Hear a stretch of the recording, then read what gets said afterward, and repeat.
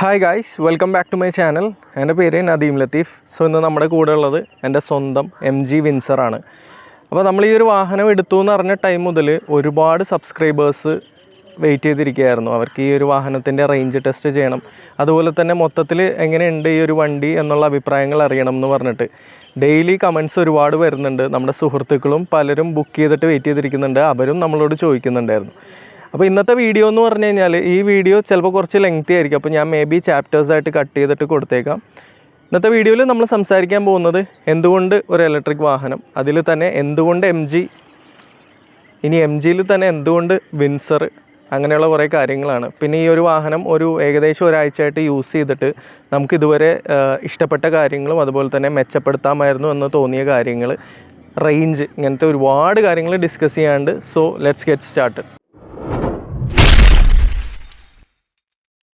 അപ്പോൾ first question, എന്തുകൊണ്ട് ഒരു ഇലക്ട്രിക് വാഹനം? നിങ്ങൾക്ക് എല്ലാവർക്കും അറിയാം, ഞാനൊരു ഇലക്ട്രിക് വാഹനങ്ങളുടെ വീഡിയോ ചെയ്യുന്ന ഒരു യൂട്യൂബ് കോണ്ടൻറ്റ് ക്രിയേറ്ററാണ്.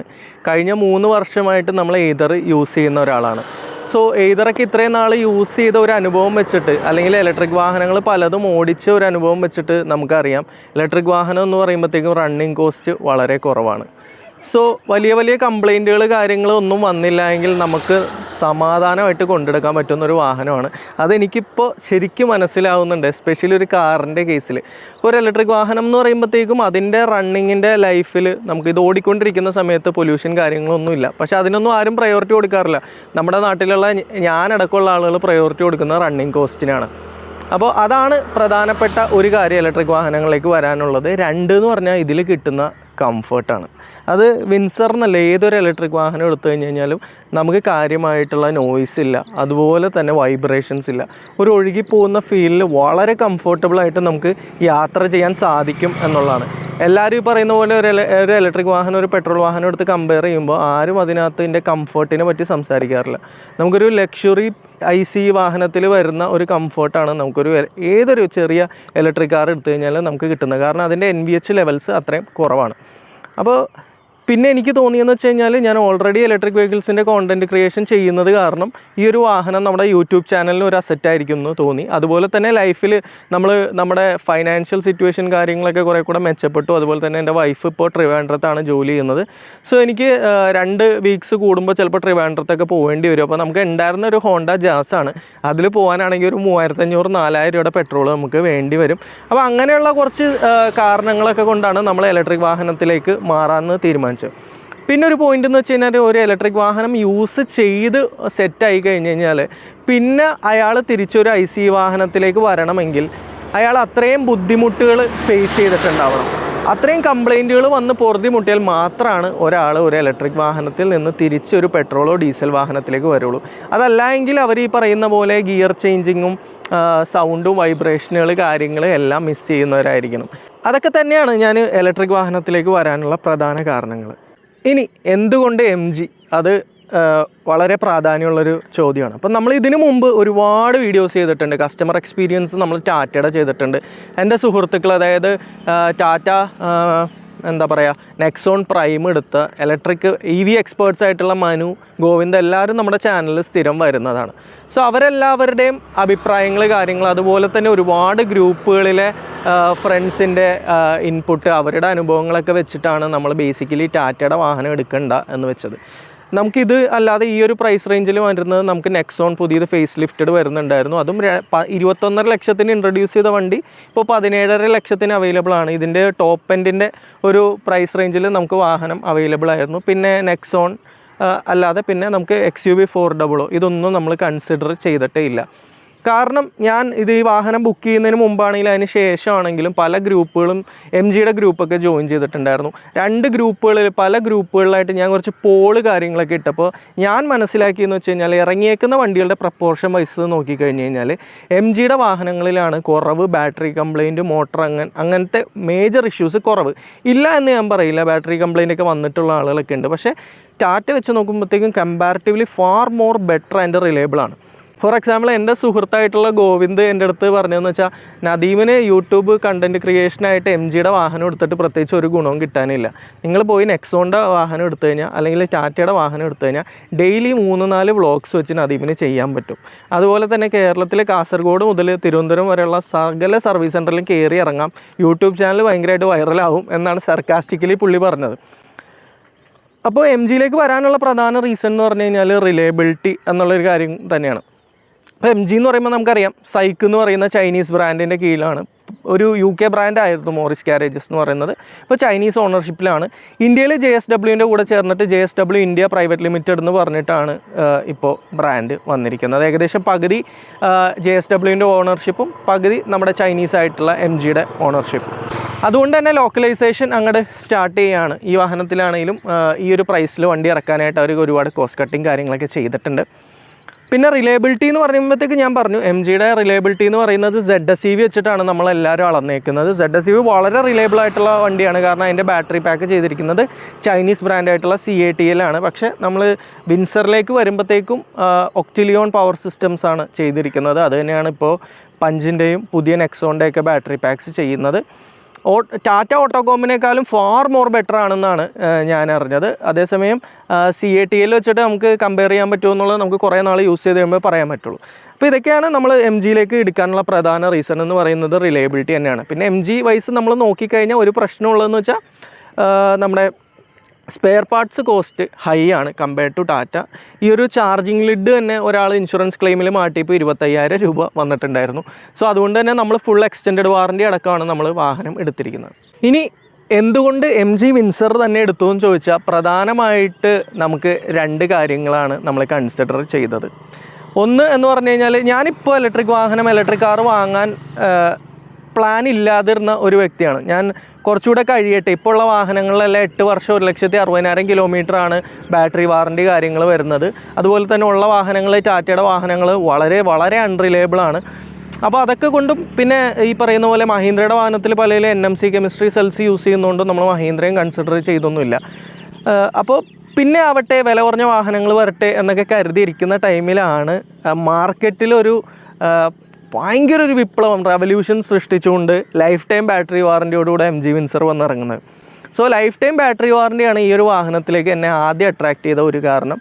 2 എന്ന് പറഞ്ഞു കഴിഞ്ഞാൽ ആദ്യത്തെ 10,000 അല്ലെങ്കിൽ ഡിസംബർ 31 മുമ്പ് ഡെലിവറി എടുക്കുന്നവർക്ക് 1 ഇയർ ഫ്രീ ഫാസ്റ്റ് ചാർജിങ് ഉണ്ട് MGയുടെ eHub ആപ്പിൽ കാണിക്കുന്ന ചാർജേഴ്സിൽ. അപ്പോൾ ഞാൻ നോക്കിയപ്പോഴത്തേക്കും ചാർജ് മോഡ് ഉണ്ട്, സിയോൺ ഉണ്ട്. അപ്പോൾ നമ്മൾക്ക് ഈ പറയുന്ന പോലെ ട്രിവാൻഡ്രം പോകാനൊക്കെ ആണെങ്കിലും വല്ലപ്പോഴൊക്കെ ഒന്ന് പുറത്ത് പോയിട്ട് DC ഫാസ്റ്റ് ചാർജ് ചെയ്യാനാണെങ്കിലും AC ഫാസ്റ്റ് ചാർജ് ചെയ്യാനാണെങ്കിലും ഫ്രീ ആണ്. ഇത് രണ്ടും തന്നെയാണ് ഭൂരിഭാഗം ആളുകളെ വിൻസറിലേക്ക് എത്തിക്കുന്ന ഒരു കാര്യം. പിന്നെയെന്ന് പറഞ്ഞു കഴിഞ്ഞാൽ നമ്മൾ വണ്ടി ബുക്ക് ചെയ്യുന്നതിന് മുമ്പ് വന്ന് കണ്ടു. വലിയ വണ്ടിയാണ്. ഏകദേശം ഇന്നോവയിൽ നിന്ന് നമുക്കൊരു 300 സെൻറ്റിമീറ്ററിൻ്റെ ഡിഫറൻസേ വരുന്നുള്ളൂ. പക്ഷേ 5 സീറ്ററാണ്. ഒരു ക്രെറ്റയുടെ ലെങ്ത്ത് കാര്യങ്ങൾ നമുക്ക് വരുന്നുണ്ട്. പക്ഷേ ബോണറ്റ് ഏരിയ വളരെ കുറവായതുകൊണ്ട് ഒരുപാട് സ്പേസ് കാര്യങ്ങൾ നമുക്ക് ഈ വാഹനത്തിൽ വരുന്നുണ്ട്. അതുപോലെ തന്നെ അത്യാവശ്യം നല്ല ഫീച്ചേഴ്സ് കാര്യങ്ങളൊക്കെ വരുന്നുണ്ട്. പിന്നെ റേഞ്ച് എന്ന് പറയുമ്പോൾ 332 കിലോമീറ്റർ എന്താണ് IDC അല്ല MIDC. ഇപ്പോൾ മോഡിഫൈഡ് ഐഡിയൽ ഡ്രൈവിംഗ് കണ്ടീഷൻ റേഞ്ചാണ്. അപ്പോൾ കുറച്ചുകൂടെ റിയൽ ലൈഫായിട്ട് അടുത്ത് നിൽക്കുന്ന റീഡിംഗ് ആണ് ഇപ്പോൾ വരുന്നത്. അപ്പോൾ നമുക്ക് എങ്ങനെ വന്നാലും വണ്ടി ഇറങ്ങുന്നതിന് മുമ്പ് തന്നെ പറഞ്ഞിരുന്നു ലീനിയർ ആയിട്ടുള്ളൊരു പെർഫോമൻസ് ആണ് നമുക്ക് ZSEVയിൽ കിട്ടുന്ന പോലത്തെ അല്ലെങ്കിൽ ഒരു പഞ്ചിലൊക്കെ കിട്ടുന്ന പോലെ പെട്ടെന്ന് കൊടുക്കുമ്പോഴത്തേക്കുള്ള ആ ഒരു തള്ളിക്കയറ്റം നമുക്ക് കിട്ടില്ല. കുറച്ചുകൂടെ ലീനിയർ ആയിട്ടുള്ള പെർഫോമൻസ് ആണ്. സോ നമുക്കൊരു 290 വരെയൊക്കെ എക്സ്പെക്റ്റ് ചെയ്യാം എന്ന് എൻ്റെ സുഹൃത്തുക്കൾ ഇപ്പോൾ ഗോവിന്ദ് ആണെങ്കിലും ഒക്കെ നമ്മുടെ അടുത്ത് പറഞ്ഞിട്ടുണ്ടായിരുന്നു. അപ്പോൾ അങ്ങനെയാണ് നമ്മൾ വിൻസറിലേക്ക് എത്തുന്നത്. കാരണം വേറൊരു പ്രൈസ് വൈസ് നമ്മൾ നോക്കിക്കഴിഞ്ഞ് കഴിഞ്ഞാൽ നമുക്ക് ഈ ഒരു പ്രൈസിൽ ഒരു ക്രെറ്റയുടെ ഫുൾ ഓപ്ഷനോ ഓട്ടോമാറ്റിക്കോ പോലും കിട്ടില്ല. ക്രെറ്റയുടെ ഓട്ടോമാറ്റിക്കിലേക്ക് പോകുമ്പോഴത്തേക്കും ചിലപ്പോൾ ഇതിൻ്റെ ഫുൾ ഓപ്ഷൻ്റെ വിലയിലേക്ക് പോകുമായിരിക്കും. ഒരു 17-18 പോകേണ്ടതാണ്. അപ്പോൾ ആ ഒരു പെട്രോൾ വാഹനത്തിൻ്റെ വിലക്ക് തന്നെ ഒരു ഇലക്ട്രിക് വാഹനം 16, എനിക്ക് ഈ വാഹനം എടുത്തതിന് ഒരു 16,400 ആയത്. 16,400 നമുക്ക് നമ്മുടെ ക്രെറ്റ എടുത്താൽ തന്നെ അതിൻ്റെ 3ാമത്തെ വേരിയൻറ്റോ അല്ലെങ്കിൽ സോണറ്റ് നോക്കിക്കഴിഞ്ഞാൽ ടോപ്പ് വേരിയൻറ്റ് നമുക്ക് ലെവൽ 1 ADAS ഉള്ളത് കിട്ടും. അപ്പോൾ ഒരു പെട്രോൾ വാഹനത്തിൻ്റെ വിലക്ക് തന്നെ നമുക്കൊരു ഇലക്ട്രിക് വാഹനം, ലോ റണ്ണിങ് കോസ്റ്റ് കാര്യങ്ങൾ, പിന്നെ MGയുടെ reliability, lifetime battery warranty, അങ്ങനെയുള്ള ഒരുപാട് കാര്യങ്ങളുകൊണ്ടാണ് ഈ ഒരു വാഹനത്തിലേക്ക് ഞാൻ എത്തിച്ചേർന്നത്. ഇനി ലൈഫ് ടൈം ബാറ്ററി വാറൻറ്റിയിൽ തന്നെ കുറച്ച് ടേംസ് ആൻഡ് കണ്ടീഷൻസ് ഉണ്ട്. അതൊന്നും പലർക്കും അറിയാൻ പാടില്ലാത്ത കാര്യങ്ങളാണ്. അത് നമുക്ക് വഴിയെ ഡിസ്കസ് ചെയ്യാം. ഇനി ഞാൻ നിങ്ങൾക്ക് ഈ വാഹനത്തിൻ്റെ ഒരു വാക്ക് അറൗണ്ട് കാര്യങ്ങൾ തരാം. കാരണം വേറൊന്നും കൊണ്ടല്ല, എൻ്റെ വാഹനം എന്ന് പറഞ്ഞാൽ മിഡ് വേരിയൻ്റ് ആണ്. ടോപ്പ് വേരിയൻറ്റിൻ്റെ വാക്ക് അറൗണ്ടൊക്കെ യൂട്യൂബിൽ ഇഷ്ടംപോലെ കിടക്കുന്നുണ്ട്. അപ്പോൾ ടോപ്പ് വേരിയൻറ്റിൻ്റെ ഫീച്ചറുകൾ കാര്യങ്ങൾ എല്ലാം നിങ്ങൾ കണ്ടിട്ടുണ്ടാവും. പക്ഷേ ഭൂരിഭാഗം ആളുകൾക്ക് അറിയേണ്ടത് ബേസ് മോഡൽ അല്ലെങ്കിൽ മിഡ് വേരിയൻറ്റിലൊക്കെ എന്തൊക്കെ ഡിഫറൻസ് ഉണ്ട് എന്നുള്ളതാണ്. അപ്പോൾ ഞാൻ ജസ്റ്റ് ആദ്യം ഒന്ന് പറഞ്ഞുതരാം. അതായത് ടോപ്പ് എൻഡിലേക്ക് നമ്മൾ വരുമ്പോഴത്തേക്കും മിഡിൽ നിന്ന് മെയിനായിട്ട് 6 കാര്യങ്ങളാണ് എക്സ്ട്രാ ആയിട്ട് വരുന്നത്. നമുക്ക് ആ പറയുന്ന പോലെ ഇൻഫിനിറ്റി റൂഫ്, അതായത് തുറക്കാൻ പറ്റാത്ത ആ വിശാലമായിട്ടുള്ള റൂഫ് നമുക്ക് വരുന്നുണ്ട്. സോ നമുക്ക് മഴയും ഇതൊക്കെ ചില സമയത്ത് ആസ്വദിക്കാം. അത് പേഴ്സണലി എൻ്റെ ഒരു ടേക്ക് അനുസരിച്ചിട്ടാണെങ്കിൽ ഞാൻ personally sun roof moon roof ഇതിൻ്റെ ഒന്നും വലിയ ഫാനൊന്നുമല്ല. എനിക്കത് പേഴ്സണലി താല്പര്യമുള്ളൊരു കാര്യമില്ല.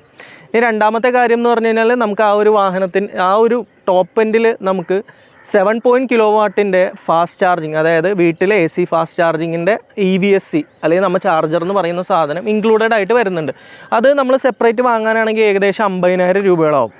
അപ്പോൾ അതും ഞാൻ വേണ്ടാന്ന് വെക്കാനുള്ള പ്രധാന റീസൺ എന്ന് പറഞ്ഞാൽ 7.4 കിലോവാട്ടിൻ്റെ EVSC യൂസ് ചെയ്യണമെങ്കിൽ വീട് നമ്മൾ 3 ഫേസ് ആക്കണം. സോ അതിന് അതിൻ്റേതായ നിയമപരമായിട്ട് ഉള്ള പ്രശ്നങ്ങളുണ്ട്. നമ്മൾ KCBയിൽ പോയി ആപ്ലിക്കേഷൻ കൊടുക്കണം, പിന്നെ ലോഡ് എൻഹാൻസ് ചെയ്യണം. അതുപോലെ തന്നെ അതിന് 10,000-70,000 അതിന് മേലേക്ക് ചിലവുണ്ടേലുള്ളൂ. വീട്ടിലെ കംപ്ലീറ്റ് വയറിങ് കാര്യങ്ങളൊക്കെ നമ്മൾ മാറ്റണം. അപ്പോൾ എനിക്ക് അതൊന്നും വേണ്ട, എനിക്ക് ഓവർനൈറ്റ് ചാർജ് ചെയ്താൽ മതി എന്നുള്ളതായിരുന്നു. പിന്നത്തെ കാര്യം എന്ന് പറഞ്ഞാൽ ആംബിയൻറ്റ് ലൈറ്റിംഗ് വരുന്നുണ്ട്. അതൊരു ഫാൻസി ആയിട്ടുള്ള ഫീച്ചറാണ്, രസമുള്ളൊരു ഫീച്ചറാണ്. അതും എനിക്ക് വലിയ താല്പര്യമില്ല. പിന്നെ നമുക്ക് ഇതിനകത്ത് എയർ പ്യൂരിഫയർ വരുന്നുണ്ട്. അതും നമ്മൾ വെച്ച് ഇതുവരെയും ശീലിച്ചിട്ടില്ല, പഴയ വണ്ടിയിലൊന്നും ഉണ്ടായിരുന്നില്ല. അതുകൊണ്ട് അത് എത്ര എഫക്റ്റീവാണ് എന്നുള്ളത് എനിക്ക് അറിയാൻ പാടില്ല. അതുപോലെ തന്നെ നമുക്ക് ഇതിൽ 6 സ്പീക്കർ സിസ്റ്റമാണ് വരുന്നത്. ടോപ്പ് എൻഡിൽ 9 സ്പീക്കർ വിത്ത് സബൂഫറൊക്കെ വരുന്നുണ്ട്. ഞാൻ വണ്ടി ഓടിക്കുന്ന സമയത്ത് പാട്ട് കേൾക്കുമെന്നല്ലാതെ പാട്ടിൻ്റെ ട്രബിളോ ബാസിനോ ഒന്നും വലിയ പ്രയോറിറ്റി ഒന്നും കൊടുക്കാറില്ലാത്ത ആളായതുകൊണ്ട് അതും എനിക്ക് വലിയൊരു സംഭവമായിട്ട് തോന്നിയില്ല. പിന്നെ എനിക്ക് അട്രാക്റ്റീവായിട്ട് തോന്നിയൊരു കാര്യം എന്ന് വെച്ച് കഴിഞ്ഞാൽ ഫ്രണ്ടിലെ 2 സീറ്റ്സ് ടോപ്പ് എൻഡിൽ വെൻറ്റിലേറ്റഡ് ആണ് വരുന്നത്. അത് വന്നിരുന്നതിൽ നല്ലതാണ് എന്ന് എനിക്ക് തോന്നി. സിറ്റി യൂസിനല്ല, നമ്മൾ നല്ല ചൂടൊക്കെ ഉള്ള ടൈമിൽ ലോങ് ഒക്കെ പോവുകയാണെങ്കിൽ നമ്മുടെ പുറം അത്യാവശ്യം നല്ലപോലെ വേർക്കും. അപ്പോൾ ആ ഒരു ഫീച്ചർ നമുക്ക് വേണമായിരുന്നു എന്നെനിക്ക് തോന്നി. അപ്പോൾ അതിന് പകരമായിട്ട് നമുക്ക് വേണമെങ്കിൽ ആമസോണിൽ 8,000 രൂപയ്ക്കൊക്കെ ഇതിൻ്റെ വെൻറ്റിലേറ്റഡ് സീറ്റ്സൊക്കെ നമുക്ക് വാങ്ങിക്കാൻ കിട്ടും. നമ്മുടെ 12 വോൾട്ട് പോർട്ടിൽ കണക്ട് ചെയ്താൽ മതി. അപ്പോൾ ഇങ്ങനെയുള്ള 6 കാര്യങ്ങളാണ് വരുന്നത്. ഇതിൽ പലതും നമുക്ക് ആവശ്യമില്ലാത്തതാണ്, എന്നാലും ഫാൻസി ആയിട്ടുള്ളതാണ്. വണ്ടിയിൽ ഉണ്ടെങ്കിൽ ഒരു രസമാണ്. ചിലപ്പോൾ നാളെ അല്ലെങ്കിൽ കുറേ നാളെ ഇതിന് കൊടുക്കാൻ നേരം ചിലപ്പോൾ ഈ പറയുന്ന പോലെ മൂൺ റൂഫും കാര്യങ്ങളൊക്കെ പ്രൈസിൻ്റെ കാര്യത്തിൽ കുറച്ച് ഹെൽപ്പ് ചെയ്യുമായിരിക്കും. അപ്പോൾ ഇതൊക്കെയാണ് ടോപ്പ് എൻഡിൽ നിന്ന് നമ്മൾ മിഡ് വേരിയൻറ്റിലേക്ക് വരുമ്പോഴുള്ള ടോപ്പ് എൻഡിലുള്ള കാര്യങ്ങൾ, അതായത് മിഡിലില്ലാത്ത 6 കാര്യങ്ങൾ എന്ന് പറയുന്നത്. ഇനി ഞാൻ ജസ്റ്റ് നിങ്ങൾക്ക് വണ്ടിയുടെ ഒരു കംപ്ലീറ്റ് വാക്ക് അറൗണ്ട് കാര്യങ്ങൾ ചെയ്തു തരാം. അപ്പോൾ ഒറ്റ നോട്ടത്തിൽ നമ്മൾ നോക്കിക്കഴിഞ്ഞ് കഴിഞ്ഞാൽ നമുക്ക് മിഡ് വേരിയൻറ്റും ടോപ്പ് വേരിയൻറ്റും തമ്മിൽ ഡിസ്റ്റിങ്വിഷ് ചെയ്യാൻ ഭയങ്കര പാടാണ്. മേളിലേക്ക് നോക്കേണ്ടി വരും, റൂഫിൻ്റെ കേസിലേക്ക് സൺ റൂഫ് ഉണ്ടോ എന്നുള്ളത്. ബേസ് മോഡൽ നമുക്ക് അലോയൊക്കെ കണ്ടു കഴിഞ്ഞാൽ മനസ്സിലാവും. പിന്നെ നമുക്ക് 360 ഡിഗ്രി ക്യാമറയൊക്കെ നോക്കിക്കഴിഞ്ഞാൽ ബേസ് ആണോ എന്ന് മനസ്സിലാവും. അപ്പോൾ ഞാൻ എടുത്തത് സ്റ്റാർ ബേസ്റ്റ് ബ്ലാക്ക് എന്ന് പറഞ്ഞ കളറാണ്. സോ ബ്ലാക്ക് ആയതുകൊണ്ട് തന്നെ മെയിൻറ്റെയിൻ ചെയ്യാൻ ഭയങ്കര ബുദ്ധിമുട്ടായിട്ടുള്ള കാര്യമാണ്. ഫ്രണ്ടിലേക്ക് വന്നു കഴിഞ്ഞാൽ വിശാലമായിട്ടുള്ള വിൻസ്ക്രീനാണ്. ഈ വാഹനത്തിൻ്റെ വിസിബിലിറ്റി ഒരു രക്ഷയില്ല മക്കളെ. ഒരുപാട് ചില്ലിൻ്റെ ഏരിയാസ് ഉണ്ട്, കിഡിലം വിസിബിലിറ്റിയാണ്. വൈപ്പേഴ്സ് കാര്യങ്ങൾ കാണാം. 2 തട്ടായിട്ടാണ് ഇതിൻ്റെ ഡിസൈൻ വരുന്നത്. ഇവിടെ ആയിട്ട് ഇതിൻ്റെ DRL കാര്യങ്ങൾ കാണാൻ സാധിക്കും. ഇവിടുന്ന് അവിടെ വരെ കത്തി നിൽക്കും. നല്ല രസമാണ് രാത്രി കാണാനൊക്കെ ആയിട്ട്. MGയുടെ ലോഗോ ഇത് ഇല്ലുമിനേറ്റഡ് ആണ്. കത്തി നിൽക്കുന്ന ടൈമിൽ ഇതും കത്തുന്നുണ്ട്. അതൊക്കെ വേണമെങ്കിൽ ഒഴിവാക്കാമായിരുന്നെന്ന് എനിക്ക് തോന്നി. താഴേക്ക് വരുമ്പോൾ 360 ഡിഗ്രി ക്യാമറ നമുക്ക് ഈ വാഹനത്തിൽ വരുന്നുണ്ട്. ബിലീവ് മീ, ഞാൻ ഈ ബേസ് വേരിയൻ്റ് എടുക്കാതെ മിഡിലേക്ക് വരാനുള്ള പ്രധാന കാരണങ്ങളിൽ ഒന്ന് 360 ഡിഗ്രി ക്യാമറയാണ്. ഈ ഒരു ആഴ്ച കൊണ്ട് എനിക്ക് ഭയങ്കര യൂസ്ഫുള്ളായിട്ട് തോന്നി. താഴെയായിട്ട് നമ്പർ പ്ലേറ്റ് വരുന്നുണ്ട്. ഇതിനുള്ള കേസിങ് നമ്മൾ ഇട്ടിട്ടില്ല, അതുകൊണ്ടൊരു വിയേർഡ് ഫീലിംഗ് ഉണ്ട്. താഴെ നമുക്ക് ഗ്രില്ല് കാര്യങ്ങളൊക്കെ കാണാം. ഹെഡ്ലൈറ്റ് ഇവിടെ ആയിട്ടാണ് വരുന്നത്. നല്ല അടിപൊളി വിസിബിലിറ്റി തരുന്ന പ്രൊജക്ടർ ഹെഡ് ലാംപ്സ് ആണ് വരുന്നത്. അതുപോലെ തന്നെ നമുക്ക് കോർണർ ബെൻഡിങ് ലൈറ്റ്സും വരുന്നുണ്ട് കേട്ടോ. ഭയങ്കര യൂസ്ഫുള്ളാണ്. നമ്മൾ വണ്ടി ഏതെങ്കിലും ഒരു സൈഡിലേക്ക് തിരിക്കുന്ന ടൈമിൽ ആ സൈഡിലേക്കുള്ള കോർണർ ബെൻഡിങ് ലൈറ്റ് ഓൺ ആവും. അപ്പോൾ കുറച്ചുകൂടെ വിസിബിലിറ്റി നമുക്ക് കിട്ടും. ഇത്രയൊക്കെയാണ് ഫ്രണ്ടിൽ നമുക്ക് വരുന്നത് കേട്ടോ. പ്രത്യേകിച്ച് ADAS കാര്യങ്ങളൊന്നും നമുക്കില്ലാത്തതുകൊണ്ട് സെൻസേഴ്സൊന്നുമില്ല. ഇവിടെ ഫ്രണ്ടിൽ ABSൻ്റെ സെൻസർ കാര്യങ്ങളൊക്കെ ഉണ്ട്. സൈഡിലേക്ക് വന്നു കഴിഞ്ഞാൽ ഞാൻ ജസ്റ്റ് ആ മിറർ ഒന്ന് ഓപ്പൺ ചെയ്യാം. അതിന് മുമ്പ് നമ്മുടെ കീ ഒന്ന് കാണിച്ചു തരാം. ഇതാണ് നമ്മുടെ കീ.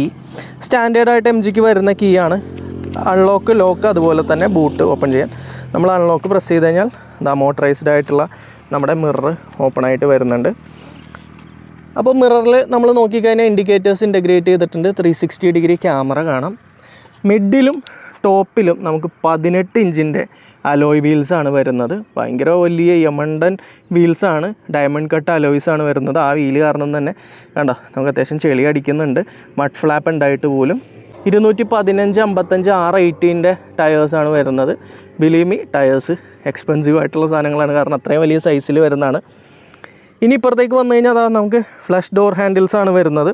അപ്പോൾ ഇതെനിക്ക് കുറച്ചൊരു പേടിയുണ്ട് കേട്ടോ, ഈ നടക്കുന്ന ആളുകളൊക്കെ വല്ലതും കൊളുത്തി വലിച്ചാൽ വല്ലതും ഒടിഞ്ഞു പോവോ അങ്ങനെയുള്ള കാര്യങ്ങൾ. പക്ഷെ അത് ഫാൻസിയാണ്, രസമാണ് കാണുമ്പോൾ. ഇന്നലെ കുറച്ച് പിള്ളേർ കണ്ടപ്പോഴത്തേക്കും അവർ ഭയങ്കര ഹൈടെക് എന്നൊക്കെ പറയണ്ടായിരുന്നു. ഈ സൈഡിലായിട്ട് കുറച്ച് ക്രോം എലമെൻറ്റ്സ് ഉണ്ട്. ഞാൻ വേറെ ആക്സസറീസ്, ക്ലാഡിങ്ങോ അല്ലെങ്കിൽ ബീഡിങ്ങോ അതൊന്നും നമ്മൾ ചെയ്തിട്ടില്ല. ഇതൊക്കെയാണ് സൈഡിലെ കാര്യങ്ങൾ. ഇവിടെ ആയിട്ടൊരു ക്രോമിൻ്റെ ലൈൻ ഇങ്ങനെ നമുക്ക് പോകുന്നുണ്ട്. ഞാൻ പറഞ്ഞ പോലെ തന്നെ ഭയങ്കര വിസിബിലിറ്റിയാണ്. ഇവിടെ നമുക്ക് ചില്ല് ഏരിയ വരുന്നുണ്ട്, വിശാലമായിട്ടുള്ള 2 ഡോറുകളിലും ചില്ലിൻ്റെ ഏരിയ വരുന്നുണ്ട്, ഇവിടെയും വരുന്നുണ്ട്. അപ്പോൾ കാര്യമായിട്ടുള്ള ബ്ലൈൻഡ് സ്പോട്ടൊന്നും നമുക്ക് ഈ ഒരു വാഹനത്തിൽ വരുന്നില്ല. അതാണ് ആ സൈഡ് പ്രൊഫൈലിൽ നമ്മൾ നോക്കിക്കഴിഞ്ഞാലുള്ള കാര്യങ്ങൾ. ദൂരേന്ന് നമ്മൾ നോക്കിക്കഴിഞ്ഞ് കഴിഞ്ഞാൽ നമുക്ക് മനസ്സിലാവും ഇതൊരു വലിയ വാഹനമാണ്. ഒരു ഇന്നോവയിൽ നിന്ന് കുറച്ച് മാത്രമേ ഡിഫറൻസ് വരുന്നുള്ളൂ. സോ അതുകൊണ്ട് തന്നെ വണ്ടി പാർക്ക് ചെയ്യാനൊക്കെ കുറച്ച് ബുദ്ധിമുട്ടാണ്, എസ്പെഷ്യലി സിറ്റിയിലൊക്കെ ആണെങ്കിൽ. ഇനി പുറകിലേക്ക് നമ്മൾ വന്നു കഴിഞ്ഞാൽ ഇതാ നമുക്ക് ഇവിടെ ഡീഫോഗർ വരുന്നുണ്ട്. നമുക്കിവിടെ റിയർ വൈപ്പർ വരുന്നില്ല. ഇവിടെ ആയിട്ട് അതിൻ്റെ ലൈറ്റ് കാര്യങ്ങളൊക്കെ വരുന്നുണ്ട്. റിയർ വൈപ്പർ വരുന്നില്ല, അതൊരു നെഗറ്റിവിറ്റി ആയിട്ട് പലരും പറയുന്നുണ്ട്. എം ജിയുടെ ബാഡ്ജിങ് കാണാം, ടെയിൽ ലാമ്പ് കാര്യങ്ങൾ കാണാം. ഫ്രണ്ടിൽ കണ്ട പോലെ തന്നെ കണക്റ്റഡ് ആണ്. ഒറ്റ ഒരു നീട്ടത്തിൽ നമുക്കിതിനെ കാണാൻ നല്ല ഭംഗിയാണ് രാത്രി കത്തി കിടക്കുമ്പോൾ. വിൻസറിൻ്റെ വലിയ ബാഡ്ജിങ് ഉണ്ട്, അതുപോലെ തന്നെ EV എന്ന് കൊടുത്തിട്ടുണ്ട്. റിയർ പാർക്കിംഗ് സെൻസേഴ്സ് ഉണ്ട്, നമ്പർ പ്ലേറ്റ് ഉണ്ട്, 360 ഡിഗ്രി ക്യാമറ അല്ല, റിയർ വ്യൂ ക്യാമറ ഉണ്ട്. നമ്പർ പ്ലേറ്റ് റിവെറ്റ് വെച്ചിട്ടാണ് അടിച്ചേക്കുന്നത്. ഇവിടെ അല്ല അവരത് ചെയ്തിരിക്കുന്നത്. സോ അതൊരു കുറച്ച് ഓഡ് ലുക്കിംഗ് ആണെന്ന് ഒരുപാട് പേര് പറയുന്നുണ്ട്. Personally I don't care.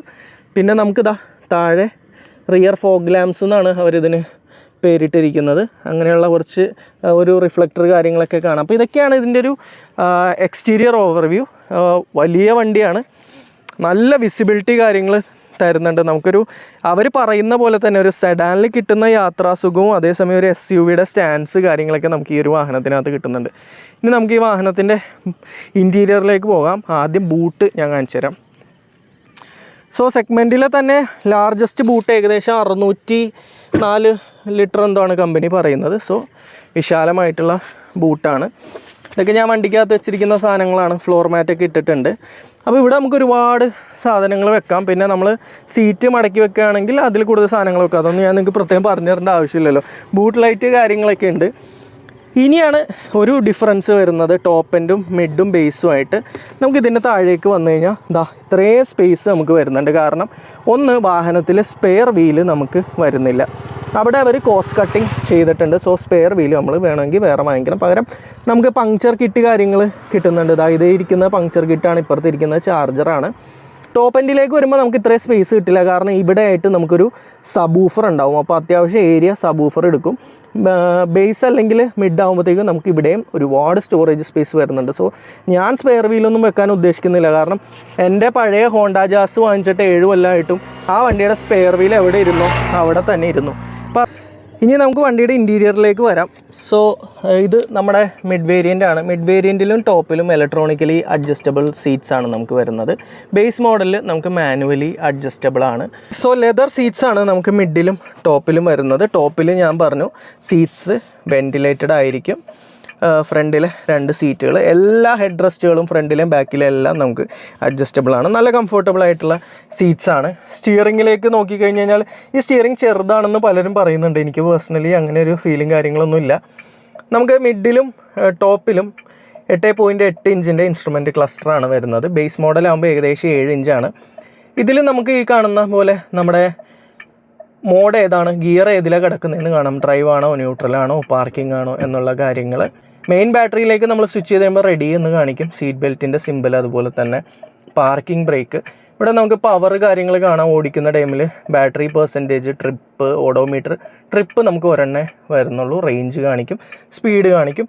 ഇനി നമ്മൾ ജസ്റ്റ് ഈ ഒരു ബട്ടണിലൊന്ന് പ്രസ് ചെയ്തിട്ടാണ് ഇത് ടോഗിൾ ചെയ്യുന്നതെങ്കിൽ നമുക്കിവിടെ TPMS കാണാം. 4 ടയറുകളിലെയും ടയർ പ്രഷർ കാര്യങ്ങൾ നമുക്ക് കാണാൻ സാധിക്കുന്നുണ്ട്. അതുപോലെ തന്നെ ബാറ്ററിയുടെ വോൾട്ടേജും കറണ്ടും മോട്ടോർ സ്പീഡ് കാര്യങ്ങൾ ഈ ഒരു ഡിസ്പ്ലേയിൽ കാണാൻ സാധിക്കും. അത്യാവശ്യം നല്ല ബ്രൈറ്റ് ആയിട്ടുള്ള ഡിസ്പ്ലേ ആണ്. നമുക്ക് ഈ ഒരു ഇതിൽ കൂടെ തന്നെ ഇതിൻ്റെ ഡിസ്പ്ലേയും ബ്രൈറ്റ്നസ് അഡ്ജസ്റ്റ് ചെയ്യാം. നല്ല വിസിബിലിറ്റി കിട്ടുന്നുണ്ട്. ബേസ് മോഡൽ ആകുമ്പോഴത്തേക്കും ചെറിയ ഡിസ്പ്ലേ ആയിരിക്കും. ലെതർ റാപ്ഡ് ആയിട്ടുള്ള സ്റ്റിയറിംഗ് വീലാണ് നമുക്ക് വരുന്നത്. സ്റ്റിയറിംഗിൽ തന്നെ ഒരുപാട് കൺട്രോൾസ് ഉണ്ട്. ക്രൂയിസ് കൺട്രോൾ നമുക്കിവിടെ വരുന്നുണ്ട്. അതുപോലെ തന്നെ ഈ ഒരു സ്റ്റാർ ബട്ടൺ, നമുക്ക് ഈ സ്റ്റാർ ബട്ടൺ അസൈൻ ചെയ്ത് കഴിഞ്ഞാൽ, ഞാനിപ്പോൾ മോഡാണ് ഇട്ടിരിക്കുന്നത്. സ്റ്റാർ ബട്ടൺ ഞാൻ പ്രസ് ചെയ്താൽ നിങ്ങൾക്ക് കാണാം മോഡ് സ്വിച്ച് ആവുന്നതായിട്ട് കാണാൻ സാധിക്കും. ഇപ്പോൾ എക്കോ മോഡിലേക്ക് മാറി. ഹോണ് സെൻറ്ററിൽ മാത്രമായിട്ടാണ്. അപ്പോൾ ഇവിടെ നിന്ന് ഇങ്ങനെ റീച്ച് ചെയ്യാന്ന് പറഞ്ഞു കഴിഞ്ഞാൽ എനിക്ക് വലിയ പ്രശ്നമില്ല, എന്നാലും കുറച്ച് സ്ട്രെസ്ഫുൾ ആണ്. ഇങ്ങനെ സ്റ്റിയറിംഗ് പിടിക്കുന്ന ആളുകളാണെങ്കിൽ, അതല്ല ഇങ്ങനെ പിടിക്കുന്നവരാണെങ്കിൽ ഓക്കെ, പക്ഷേ കുറച്ച് ഹാർഡാണ്. ഇവിടെ ആയിട്ട് നമുക്ക് ഈ മ്യൂസിക് കൺട്രോൾസ് കാര്യങ്ങളെല്ലാം വരുന്നുണ്ട്. ബാക്ക് ബട്ടൺ, പിന്നെ ഈ ഒരു 15 ഇഞ്ചിൻ്റെ യമണ്ടൻ സ്ക്രീൻ, അത് നിങ്ങൾക്ക് എല്ലാവർക്കും അറിയാമെങ്കിൽ അത് കുറച്ച് ഓവറായി പോയതായിട്ട് എനിക്ക് തോന്നി. ടോപ്പിലും മിഡിലുമാണ് ഈ സൈസ് വരാം. ബേസ് മോഡലിൽ നമുക്ക് 10 ഇഞ്ച് സ്ക്രീനാണ് വരാം, അതാണ് ഐഡിയൽ സൈസ്. ഇവിടെ ആയിട്ട് AC മാനുവൽ കൺട്രോൾസ് കാര്യങ്ങൾ നമുക്ക് കിട്ടുന്നുണ്ട്. പിന്നെ നമ്മൾ ആദ്യം കരുതിയിരുന്നതെന്ന് വെച്ച് കഴിഞ്ഞാൽ എല്ലാ കൺട്രോൾസും ഇതിലാണ്, ബുദ്ധിമുട്ടായിരിക്കും എന്നാണ് കരുതിയിരുന്നത്. എന്നിരുന്നാൽ MG ഭയങ്കര അടിപൊളിയായിട്ട് ഈ 2 സ്റ്റിക്കിലാക്കിയിട്ടുണ്ട്. അതായത് ഈ സ്റ്റിക്കിലൂടെ ക്രൂയിസ് കൺട്രോൾ ചെയ്യാം, അതുപോലെ തന്നെ പാർക്കിങ്ങിലിടാം, നമ്മുടെ ഡ്രൈവ് മോഡ്സ് കാര്യങ്ങൾ മാറ്റാം.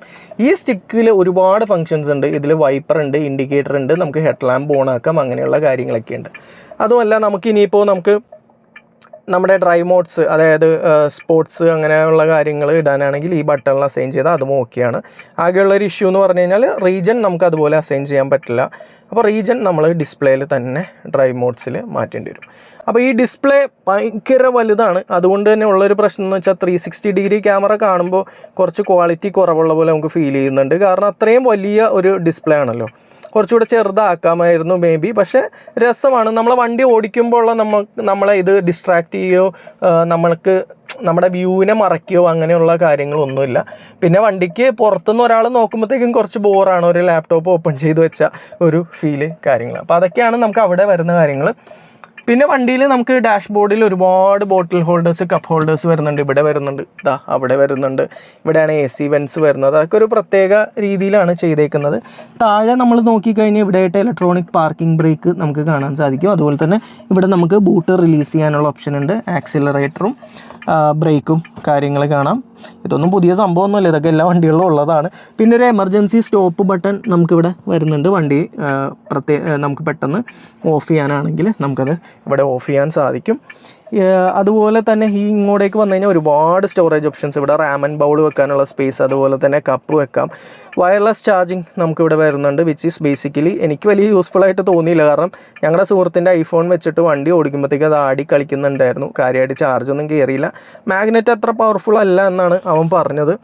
ആംറസ്റ്റ് വരുന്നുണ്ട്. അതിനടിയിൽ വീണ്ടും നമുക്ക് സ്റ്റോറേജ് ഓപ്ഷൻസ് വരുന്നുണ്ട്. താഴേക്ക് വന്നു കഴിഞ്ഞാൽ ഇവിടെ ഒരു ഷട്ടർ ബോക്സ് വരുന്നുണ്ട്. ഈ ഷട്ടർ നമ്മൾ ഓപ്പൺ ചെയ്ത് കഴിഞ്ഞാൽ നമുക്ക് ഇവിടെയും സ്റ്റോറേജ് വരുന്നുണ്ട്. ഒരു USB-C പോർട്ട് വരുന്നുണ്ട്, USB-A പോർട്ട് വരുന്നുണ്ട്. വയേർഡ് ആൻഡ്രോയിഡ്, ആപ്പിൾ കാർപ്ലേ ഒക്കെ കണക്ട് ചെയ്യാനൊക്കെ ആയിട്ട്. അപ്പോൾ ആപ്പിൾ കാർപ്ലേ, ആൻഡ്രോയിഡ് ഓട്ടോ എല്ലാം നമുക്ക് വയർലെസ് ആയിട്ട് എനിക്ക് കിട്ടുന്നുണ്ട്. പിന്നെ ജിയോ സാവൻ 6 മാസത്തേക്ക് കിട്ടുന്നുണ്ട്. കണക്ടിവിറ്റി ഒക്കെ ഉണ്ട്. 6 എയർ ബാഗുകൾ നമുക്ക് വണ്ടിയിൽ വരുന്നുണ്ട്. പിന്നെ അതാ ഇവിടെ നോക്കിക്കഴിഞ്ഞ് കഴിഞ്ഞാൽ നമുക്ക് നമ്മുടെ സൺഷെയ്ഡ് കാണാം. അതിൽ തന്നെ ഇതിവിടെ ആയിട്ട് ബ്രില്യൻ്റ് ആയിട്ട് നമ്മൾ ഇത് ഓപ്പൺ ചെയ്യുമ്പോൾ തന്നെ ഇവിടെ ലൈറ്റ് കത്തുന്നുണ്ട്. അത് 2 ഇതിനകത്തും അങ്ങനെ തന്നെയാണ്. ഇവിടെ ആയിട്ട് ലൈറ്റിൻ്റെ ഓപ്ഷൻസ് ഉണ്ട്. ഇവിടെ ഒരു ഡമ്മി സ്വിച്ചാണ്. ഇത് നമുക്ക് ഫുൾ ടൈം ലൈറ്റ് ഓൺ ആക്കി ഇടാനും, ഇത് നമുക്ക് ഡോർ ഓപ്പൺ ചെയ്യുമ്പോൾ ലൈറ്റ് ഓപ്പൺ ചെയ്യാനുമായിട്ട്. പിന്നെ എൻ്റെ വണ്ടിയിൽ സൺറൂഫ് കാര്യങ്ങളൊന്നും ഇല്ലാത്തതുകൊണ്ട് ഇങ്ങനെയാണ് ഇരിക്കുന്നത്. ഈ സൈഡിലേക്കൊക്കെ നമ്മൾ ഡോറിലേക്ക് നമ്മൾ നോക്കിക്കഴിഞ്ഞ് കഴിഞ്ഞാൽ ഡ്രൈവർ സൈഡ് എല്ലാ സൈഡും ഏകദേശം സെയിം ആണ്. ഡ്രൈവർ സൈഡ് ആകുമ്പോഴത്തേക്കും അവിടെ വിൻഡോസിൻ്റെ കൺട്രോൾ കാര്യങ്ങളൊക്കെ നമുക്കിവിടെ കിട്ടുന്നുണ്ട്. ഇങ്ങനെയാണ് ഡോർ ഹാൻഡിൽ ഓപ്പണിംഗ് വരുന്നത്. നല്ല രസമാണ് കേട്ടോ, അത് അടിപൊളിയായിട്ട് അവർ ചെയ്തിട്ടുണ്ട്. അത് ഇവിടെ ആയിട്ടൊരു ഡമ്മി സ്പീക്കർ പോലത്തെ കാര്യങ്ങൾ കൊടുത്തിട്ടുണ്ട്. ആക്ച്വൽ സ്പീക്കർ ഇവിടെയാണ് വരുന്നത്. ആംബിയൻറ്റ് ലൈറ്റിങ് നമ്മുടെ കയ്യിലില്ല. ടോപ്പ് എൻഡ് ആകുമ്പോഴത്തേക്കും ഇവിടെ ആംബിയൻറ്റ് ലൈറ്റിംഗ് ഉണ്ട്. അത് നമുക്ക് ഇഷ്ടമുള്ള കളറിൽ സെറ്റ് ചെയ്യാനൊക്കെ സാധിക്കും. അവിടെ ആയിട്ടൊക്കെ ഹാൻഡിൽ കാര്യങ്ങളൊക്കെ ഉണ്ട്, വണ്ടിയിലിരിക്കുന്നവർക്ക് പിടിക്കാനൊക്കെ ആയിട്ട്. അവിടെ ആയിട്ട് റീഡിംഗ് ലൈറ്റ് ഒരെണ്ണം കൊടുത്തിട്ടുണ്ട്. ഇപ്പുറത്തെ സൈഡിലും ഉണ്ട് നമുക്ക് റീഡിംഗ് ലൈറ്റ്.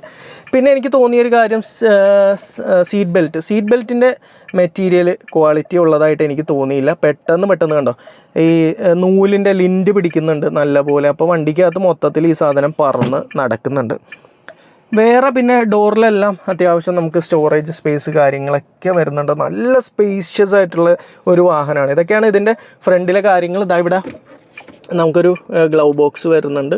ഗ്ലൗ ബോക്സ് നമ്മൾ ജസ്റ്റ് ഇങ്ങനെ ഒന്ന് ഓപ്പൺ ചെയ്ത് കഴിഞ്ഞാൽ അത് തനിയെ ഇങ്ങനെ സ്ലോ മോഷനിൽ വന്നോളൂ. അടിപൊളിയായിട്ടുള്ള സംഭവമാണ്. അപ്പോൾ ചെയ്തേക്കുന്നതെല്ലാം അത്യാവശ്യം നല്ല ഫിറ്റ് ആൻഡ് ഫിനിഷിൽ ചെയ്തിട്ടുണ്ട്, നല്ല ക്വാളിറ്റിയിൽ MG ചെയ്തിട്ടുണ്ട്. ഇനി നമുക്ക് ഈ വാഹനത്തിൻ്റെ ബാക്ക് സൈഡിലേക്ക് പോകാം. ഇനി വാഹനത്തിൻ്റെ ബാക്ക് സൈഡിലേക്ക് നമ്മൾ വന്നു കഴിഞ്ഞ് കഴിഞ്ഞാൽ ഞാൻ പറയാൻ വിട്ടുപോയി, നമുക്ക് വരുന്ന 4 ഡോറുകളിലും നമുക്കിത് ജസ്റ്റ് ഒന്ന് പിൻ ചെയ്താൽ മതി. അപ്പോഴത്തേക്കും അത് ഫുള്ളി ഓപ്പൺ അല്ലെങ്കിൽ ക്ലോസ് ആവും. അത് ഭയങ്കര യൂസ്ഫുൾ ആയിട്ടുള്ള സംഭവമാണ്. ഞാൻ നേരത്തെ പറഞ്ഞ പോലെ ലൈറ്റ് കാര്യങ്ങളൊക്കെ ഉണ്ട്. ഇവിടെ ആയിട്ട് AC വെൻസ് ഉണ്ട് റിയറിൽ. അത്യാവശ്യം പവർഫുള്ളാണ്. ഞാൻ ഈ പറയുന്ന പോലെ ഓട്ടോ മോഡ് കുറച്ച് ശോകമായിട്ട് എനിക്ക് തോന്നി, കാരണം അത്യാവശ്യം ടൈം എടുക്കുന്നുണ്ട്. മാനുവലി നമ്മൾ ഇട്ട് കഴിയുമ്പോൾ ഇത്രയും വലിയ ക്യാബിനാണെങ്കിൽ പോലും എനിക്ക് എൻ്റെ വാഹനത്തിൽ അത്യാവശ്യം നല്ല കൂളിംഗ് കിട്ടുന്നുണ്ട്. ഇവിടെ ആയിട്ടൊരു സ്റ്റോറേജ് ഓപ്ഷൻ നമുക്ക് വരുന്നുണ്ട്. അവിടെ ഒരു USB ഓപ്ഷൻ വരുന്നുണ്ട്. സീറ്റിൻ്റെ ബാക്കിൽ സ്റ്റോറേജ് വരുന്നുണ്ട്. എൻ്റെ ഡ്രൈവിംഗ് പൊസിഷനിൽ വണ്ടി ഇട്ട് കഴിഞ്ഞിട്ടുള്ള നീ റൂം നോക്കാം. കണ്ടോ, നല്ല നീ റൂമും സ്പേസ് കാര്യങ്ങളൊക്കെ ഉണ്ട്. ബാക്കിൽ 3 പേർക്ക് എന്നല്ല 4 പേർക്ക് വേണമെങ്കിൽ ഇരിക്കാൻ സാധിക്കും. പിന്നെ നമുക്ക് വരുന്നത് നിങ്ങൾക്കറിയാം, അന്ന് ഈ വണ്ടിയുടെ ഹൈലൈറ്റ് ആയിട്ട് അവർ പറയുന്ന 135 ഡിഗ്രി റിക്ലൈൻ ചെയ്യാൻ പറ്റുന്ന സീറ്റ്. അതും അധികം ഇതുവരെ യൂസ് ചെയ്തിട്ടൊന്നുമില്ല വണ്ടിയിൽ, എന്നാലും പ്രായമായവരൊക്കെ ഉണ്ടെങ്കിൽ അവർക്ക് യൂസ് ചെയ്യാൻ പറ്റും. അതും അടിപൊളി ഫീച്ചറുകളാണ്. സൺറൂഫ് കാര്യങ്ങളൊക്കെ ഉണ്ടെങ്കിൽ കുറച്ചുകൂടെ ലൈറ്റ് നമുക്ക് വണ്ടിക്കകത്ത് കാര്യങ്ങളൊക്കെ ഇട്ടിട്ട്. അപ്പോൾ ഇതൊക്കെയാണ് വണ്ടിയുടെ അകത്തെ ഒരു ഫീച്ചർ കാര്യങ്ങൾ എല്ലാം. നല്ല സ്പേഷ്യസ് ആയിട്ടുള്ള വാഹനമാണ്. ബാക്കിൽ 3 പേർക്ക് എന്നല്ല 4 പേർക്ക് വേണമെങ്കിൽ അഡ്ജസ്റ്റ് ചെയ്ത് കഴിഞ്ഞാൽ സുഖമായിട്ട് ഇരിക്കാം. ഒരുവിധം എല്ലാ ഫീച്ചറുകളും വരുന്നുണ്ട്. 6 എയർ ബാഗ് കാര്യങ്ങളൊക്കെ നമുക്ക് ഈ ഒരു വാഹനത്തിൽ വരുന്നുണ്ട്. പിന്നെ സീറ്റ് ബെൽറ്റ് ഇടാതെ നമുക്ക് മോട്ടർ ഇമ്മൊബിലൈസ്ഡ് സ്റ്റേറ്റിൽ നിന്നും മാറില്ല. മോട്ടർ ഓണായി വണ്ടി നീങ്ങില്ല. എല്ലാവരും സീറ്റ് ബെൽറ്റ് ഇടുന്നവരെ നമ്മുടെ MG ഇങ്ങനെ അടിച്ചുകൊണ്ടേയിരിക്കും. അപ്പോൾ നമ്മളെല്ലാ സീറ്റ് ബെൽറ്റുകളും ഇട്ടാൽ മാത്രമാണ് ആ ഒരു സീറ്റ് ബെൽറ്റ് വാണിംഗ് വാഹനത്തിൻ്റെ കാര്യത്തിൽ നിൽക്കുക. ഇനി ഇതിനകത്ത് വേറെ എന്തെങ്കിലും കാര്യങ്ങൾ ഞാൻ മിസ് ചെയ്തിട്ടുണ്ടോ എന്നറിയില്ല. ഇത് 6 സ്പീക്കർ സിസ്റ്റമാണ് എൻ്റെ വാഹനത്തിൽ വരുന്നത്. അതല്ല, ടോപ്പ് എൻഡിലാണെങ്കിൽ നമുക്ക് 9 സ്പീക്കർ വിത്ത് സബ് ഊഫർ വരുന്നുണ്ട്. പിന്നെ ജസ്റ്റ് ഫീച്ചേഴ്സിൻ്റെ വൈസ് നമ്മൾ നോക്കുകയാണെങ്കിൽ ഇലക്ട്രോണിക് സ്റ്റെബിലിറ്റി കൺട്രോൾ ഉണ്ട്. പിന്നെ ABS EBD അങ്ങനത്തെ കാര്യങ്ങളെല്ലാം ഉണ്ട്. Wireless apple CarPlay, wireless Android auto, നമുക്ക് കുറേ USB ചാർജിങ് ഓപ്ഷൻസ് വരുന്നുണ്ട്. നമുക്കതുപോലെ തന്നെ ഓട്ടോ ഹോൾഡ്. അങ്ങനെ ഒരു വാഹനത്തിൽ വേണ്ട ADAS ഒഴികെയുള്ള ഇപ്പോൾ വരുന്ന വാഹനങ്ങളിൽ നമ്മൾ നോക്കിയാൽ ADAS ഒഴികെയുള്ള സകലമാന ഫീച്ചേഴ്സ് കാര്യങ്ങൾ നമുക്ക് കിട്ടുന്നുണ്ട്. 360 ഡിഗ്രി ക്യാമറ കിട്ടുന്നുണ്ട്. ആ ഒരു റീസൺ കൊണ്ടാണ് ഞാൻ ബേസിക്കലി മിഡ് വേരിയൻറ്റിലേക്ക് മാറിയത് ബേസിൽ നിന്ന്. അപ്പോൾ ഇതൊക്കെയാണ് നമ്മുടെ വാഹനത്തിൻ്റെ ഒരു ഓവർവ്യൂ. ഇൻറ്റീരിയർ ആണെങ്കിലും എക്സ്റ്റീരിയർ ആണെങ്കിലും അടിപൊളിയാണ് കംപ്ലീറ്റ്ലി. പിന്നെ ബ്ലാക്ക് ആയതുകൊണ്ട് മേ ബി കുറേ നേരം AC ഒക്കെ ഇടാതിരുന്നു കഴിഞ്ഞാൽ അതാ ഞാൻ വേർക്കുന്ന പോലെ വേർക്കുന്നുണ്ട്. അത് സ്വാഭാവികമായിട്ടുള്ളൊരു കാര്യമാണ്. ഇനി നമുക്ക് ബാക്കി വാഹനത്തിൻ്റെ ഡീറ്റെയിൽ കാര്യങ്ങളിലേക്ക് എടുക്കാം. അപ്പോൾ നമ്മൾ എന്തുകൊണ്ട് MG, എന്തുകൊണ്ട് ഇലക്ട്രിക് വാഹനം, എന്തുകൊണ്ട് MG വിൻസർ എന്നുള്ള കാര്യങ്ങളൊക്കെ പറഞ്ഞു. അതുപോലെ തന്നെ എൻ്റെ വാഹനം മിഡ് വേരിയൻ്റ് ആണ്. അതിൻ്റെ ഒരു ഫീച്ചേഴ്സ് കാര്യങ്ങളൊക്കെ നമ്മൾ കണ്ടു. ടോപ്പ് എൻഡിൽ നിന്നുള്ള വ്യത്യാസങ്ങൾ കാര്യങ്ങൾ കണ്ടു. ഇനി നിങ്ങൾക്ക് എല്ലാവർക്കും അറിയാമായിരിക്കും സ്പെക്സ് കാര്യങ്ങൾ ജസ്റ്റ് ഒന്ന് പറയാം. 332 കിലോമീറ്ററാണ് അവർ പറയുന്ന MIDC റേഞ്ച്. റിയൽ ലൈഫ് ഒരു നമ്പേഴ്സ് അവർ പറയുന്നില്ല. പക്ഷേ ഞാൻ ഇതുവരെ ഒരാഴ്ച കൊണ്ട് ഉപയോഗിച്ചിട്ട് ഞാൻ ബേസിക്കലി നോർമൽ മോഡിലാണ് യൂസ് ചെയ്തത്. എക്കോ മോഡ് ഭയങ്കര എഴ്ച്ചിലായിട്ട് തോന്നി. നോർമൽ മോഡ് യൂസ് ചെയ്ത് ഫുൾ ലോഡ് 5 അഡൽസും അവരുടെ ബാഗൊക്കെ ആയിട്ട് നമ്മൾ ഇൻഫോ പാർക്ക് റൂട്ടിൽ ബ്ലോക്കിലും കാര്യങ്ങളിലൊക്കെ കിടന്ന് പോയിട്ട് വന്നിട്ട് നമുക്ക് അറ്റ്ലീസ്റ്റ് ഒരു 240 കിട്ടുന്ന ഒരു കണ്ടീഷനാണ്. അതല്ല നമ്മൾ സോളോ ആണ് അല്ലെങ്കിൽ 2 പേരൊക്കെ ആയിട്ടാണെങ്കിൽ നോർമൽ മോഡിൽ തന്നെ ഒരു 290 ഒക്കെ കിട്ടാനുള്ള സാധ്യതകളുണ്ട്. അതല്ല, ഞാൻ ഇന്ന് വെറുതെ എക്കോ ഇട്ടൊന്ന് ഓടിച്ചു. ഓരോ പെർസെൻറ്റേജിനും 3.5 കിലോമീറ്റർ അടുത്തൊക്കെ ഓടുന്നുണ്ട്. മേ ബി 300 മേലെ കിട്ടും. എൻ്റെ അടുത്ത് ഗോവിന്ദ് നമ്മുടെ സുഹൃത്ത് പറഞ്ഞത് 350 മേലെ ചെയ്യൽ പോസിബിളാണ്. പക്ഷേ അതിനുള്ള കണ്ടീഷൻസ് എറണാകുളത്ത് എന്തായാലും പറ്റില്ല എന്ന് പറഞ്ഞു. അപ്പോൾ റിയൽ ലൈഫ് നിങ്ങൾ എങ്ങനെ വന്നാലും ഒരു പ്രോപ്പറായിട്ട് ഓടിക്കുന്ന ഒരാളാണെങ്കിൽ 250 എന്തായാലും എക്സ്പെക്ട് ചെയ്തോ. 250 to 290 നമ്മുടെ യൂസിനനുസരിച്ച് കിട്ടും. അതാണ് അതിൻ്റെ ഒരു റേഞ്ച് കാര്യങ്ങൾ. പവർ നമ്മൾ നോക്കി കഴിഞ്ഞാൽ പീക്ക് പവർ എന്ന് പറയുന്നത് 100 കിലോ വാട്ടാണ്. നമ്മൾ അത് BHPയുടെ കേസിലേക്ക് വരികയാണെങ്കിൽ എനിക്ക് തോന്നുന്നു 134 BHP അങ്ങനെ എന്തോ ആണ്. അപ്പോൾ ഞാൻ അന്ന് പറഞ്ഞിരുന്നു ഒരു i20 L9ൻ്റെ പവർ നമുക്ക് ഇതിനകത്ത് കിട്ടുന്നുണ്ട്. അപ്പോൾ അത്യാവശ്യം നല്ല പവർ കിട്ടുന്നുണ്ട്. പിന്നെ നമ്മൾ കാല് കൊടുക്കുമ്പോൾ തന്നെ കുതിച്ച് പായണമെങ്കിൽ നമ്മൾ സ്പോർട്സ് മോഡിലേക്ക് ഇടണം. പക്ഷേ കുറച്ചുകൂടെ ലീനിയർ ആയിട്ടുള്ള പെർഫോമൻസ് ആണ്. നമ്മളിപ്പോൾ നോർമലാണെങ്കിൽ ഇട്ട് കഴിഞ്ഞ് ഒന്ന് കാല് കൊടുത്തു കഴിഞ്ഞാൽ വണ്ടി നല്ലപോലെ കയറും. അതല്ലെങ്കിൽ നമ്മൾ ഗ്രാജുവലി ഒക്കെയാണ് കൊടുക്കുന്നത്. എക്കോ മോഡ് അല്ലെങ്കിൽ എക്കോ പ്ലസ് മോഡ് ഞാൻ ഒട്ടും നോക്കിയിട്ടില്ല, കാരണം എക്കോ മോഡ് തന്നെ കുറച്ച് എഴച്ചിലായിട്ട് തോന്നി.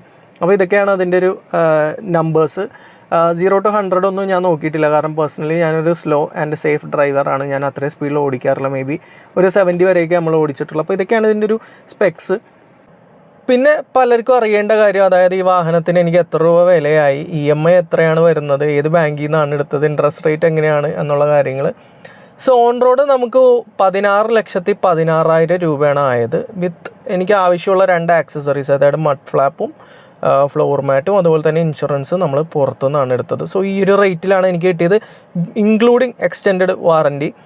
എക്സ്റ്റെൻഡ് വാറൻറ്റി എന്ന് പറഞ്ഞാൽ വാഹനത്തിന് നമുക്ക് നോർമലി വരുന്ന വാറൻറ്റി എന്ന് പറഞ്ഞു കഴിഞ്ഞാൽ 3 വർഷം അല്ലെങ്കിൽ 1,00,000 കിലോമീറ്ററാണ്. ഇതിനകത്ത് ഇൻഫോർടൈൻമെൻറ്റ് സിസ്റ്റം കവറാവില്ല, വെയർ ആൻഡ് ടയർ ഉള്ള പാർട്സ് കവറാവില്ല, മോട്ടർ കൺട്രോളർ ഇങ്ങനെയുള്ള കാര്യങ്ങളൊക്കെയാണ് കവറാവുക. അത് നമ്മളൊരു 32,000 കൊടുത്ത് എക്സ്റ്റെൻഡ് ചെയ്തിട്ടുണ്ട്, 5 year unlimited kilometres, which is really nice.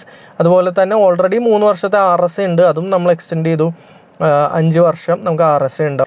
പിന്നെ ലോൺ എടുത്തതെന്ന് വെച്ച് കഴിഞ്ഞാൽ നമ്മുടെ ഡീലർഷിപ്പ് വഴി തന്നെയാണ്. ഏറ്റവും ഇൻട്രസ്റ്റ് റേറ്റ് കുറവ് പറഞ്ഞത് ബാങ്ക് ഓഫ് മഹാരാഷ്ട്രയാണ്, 8.7. അവരുടെ അടുത്തു നിന്നാണ് ലോൺ എടുത്തത്. എല്ലാം പെട്ടെന്നായിരുന്നു. ആൻ്റണി എന്ന് പറയുന്ന അവരുടെ ബ്രാഞ്ച് മാനേജറെ വിളിച്ചു, പെട്ടെന്ന് കാര്യങ്ങൾ നടന്നു.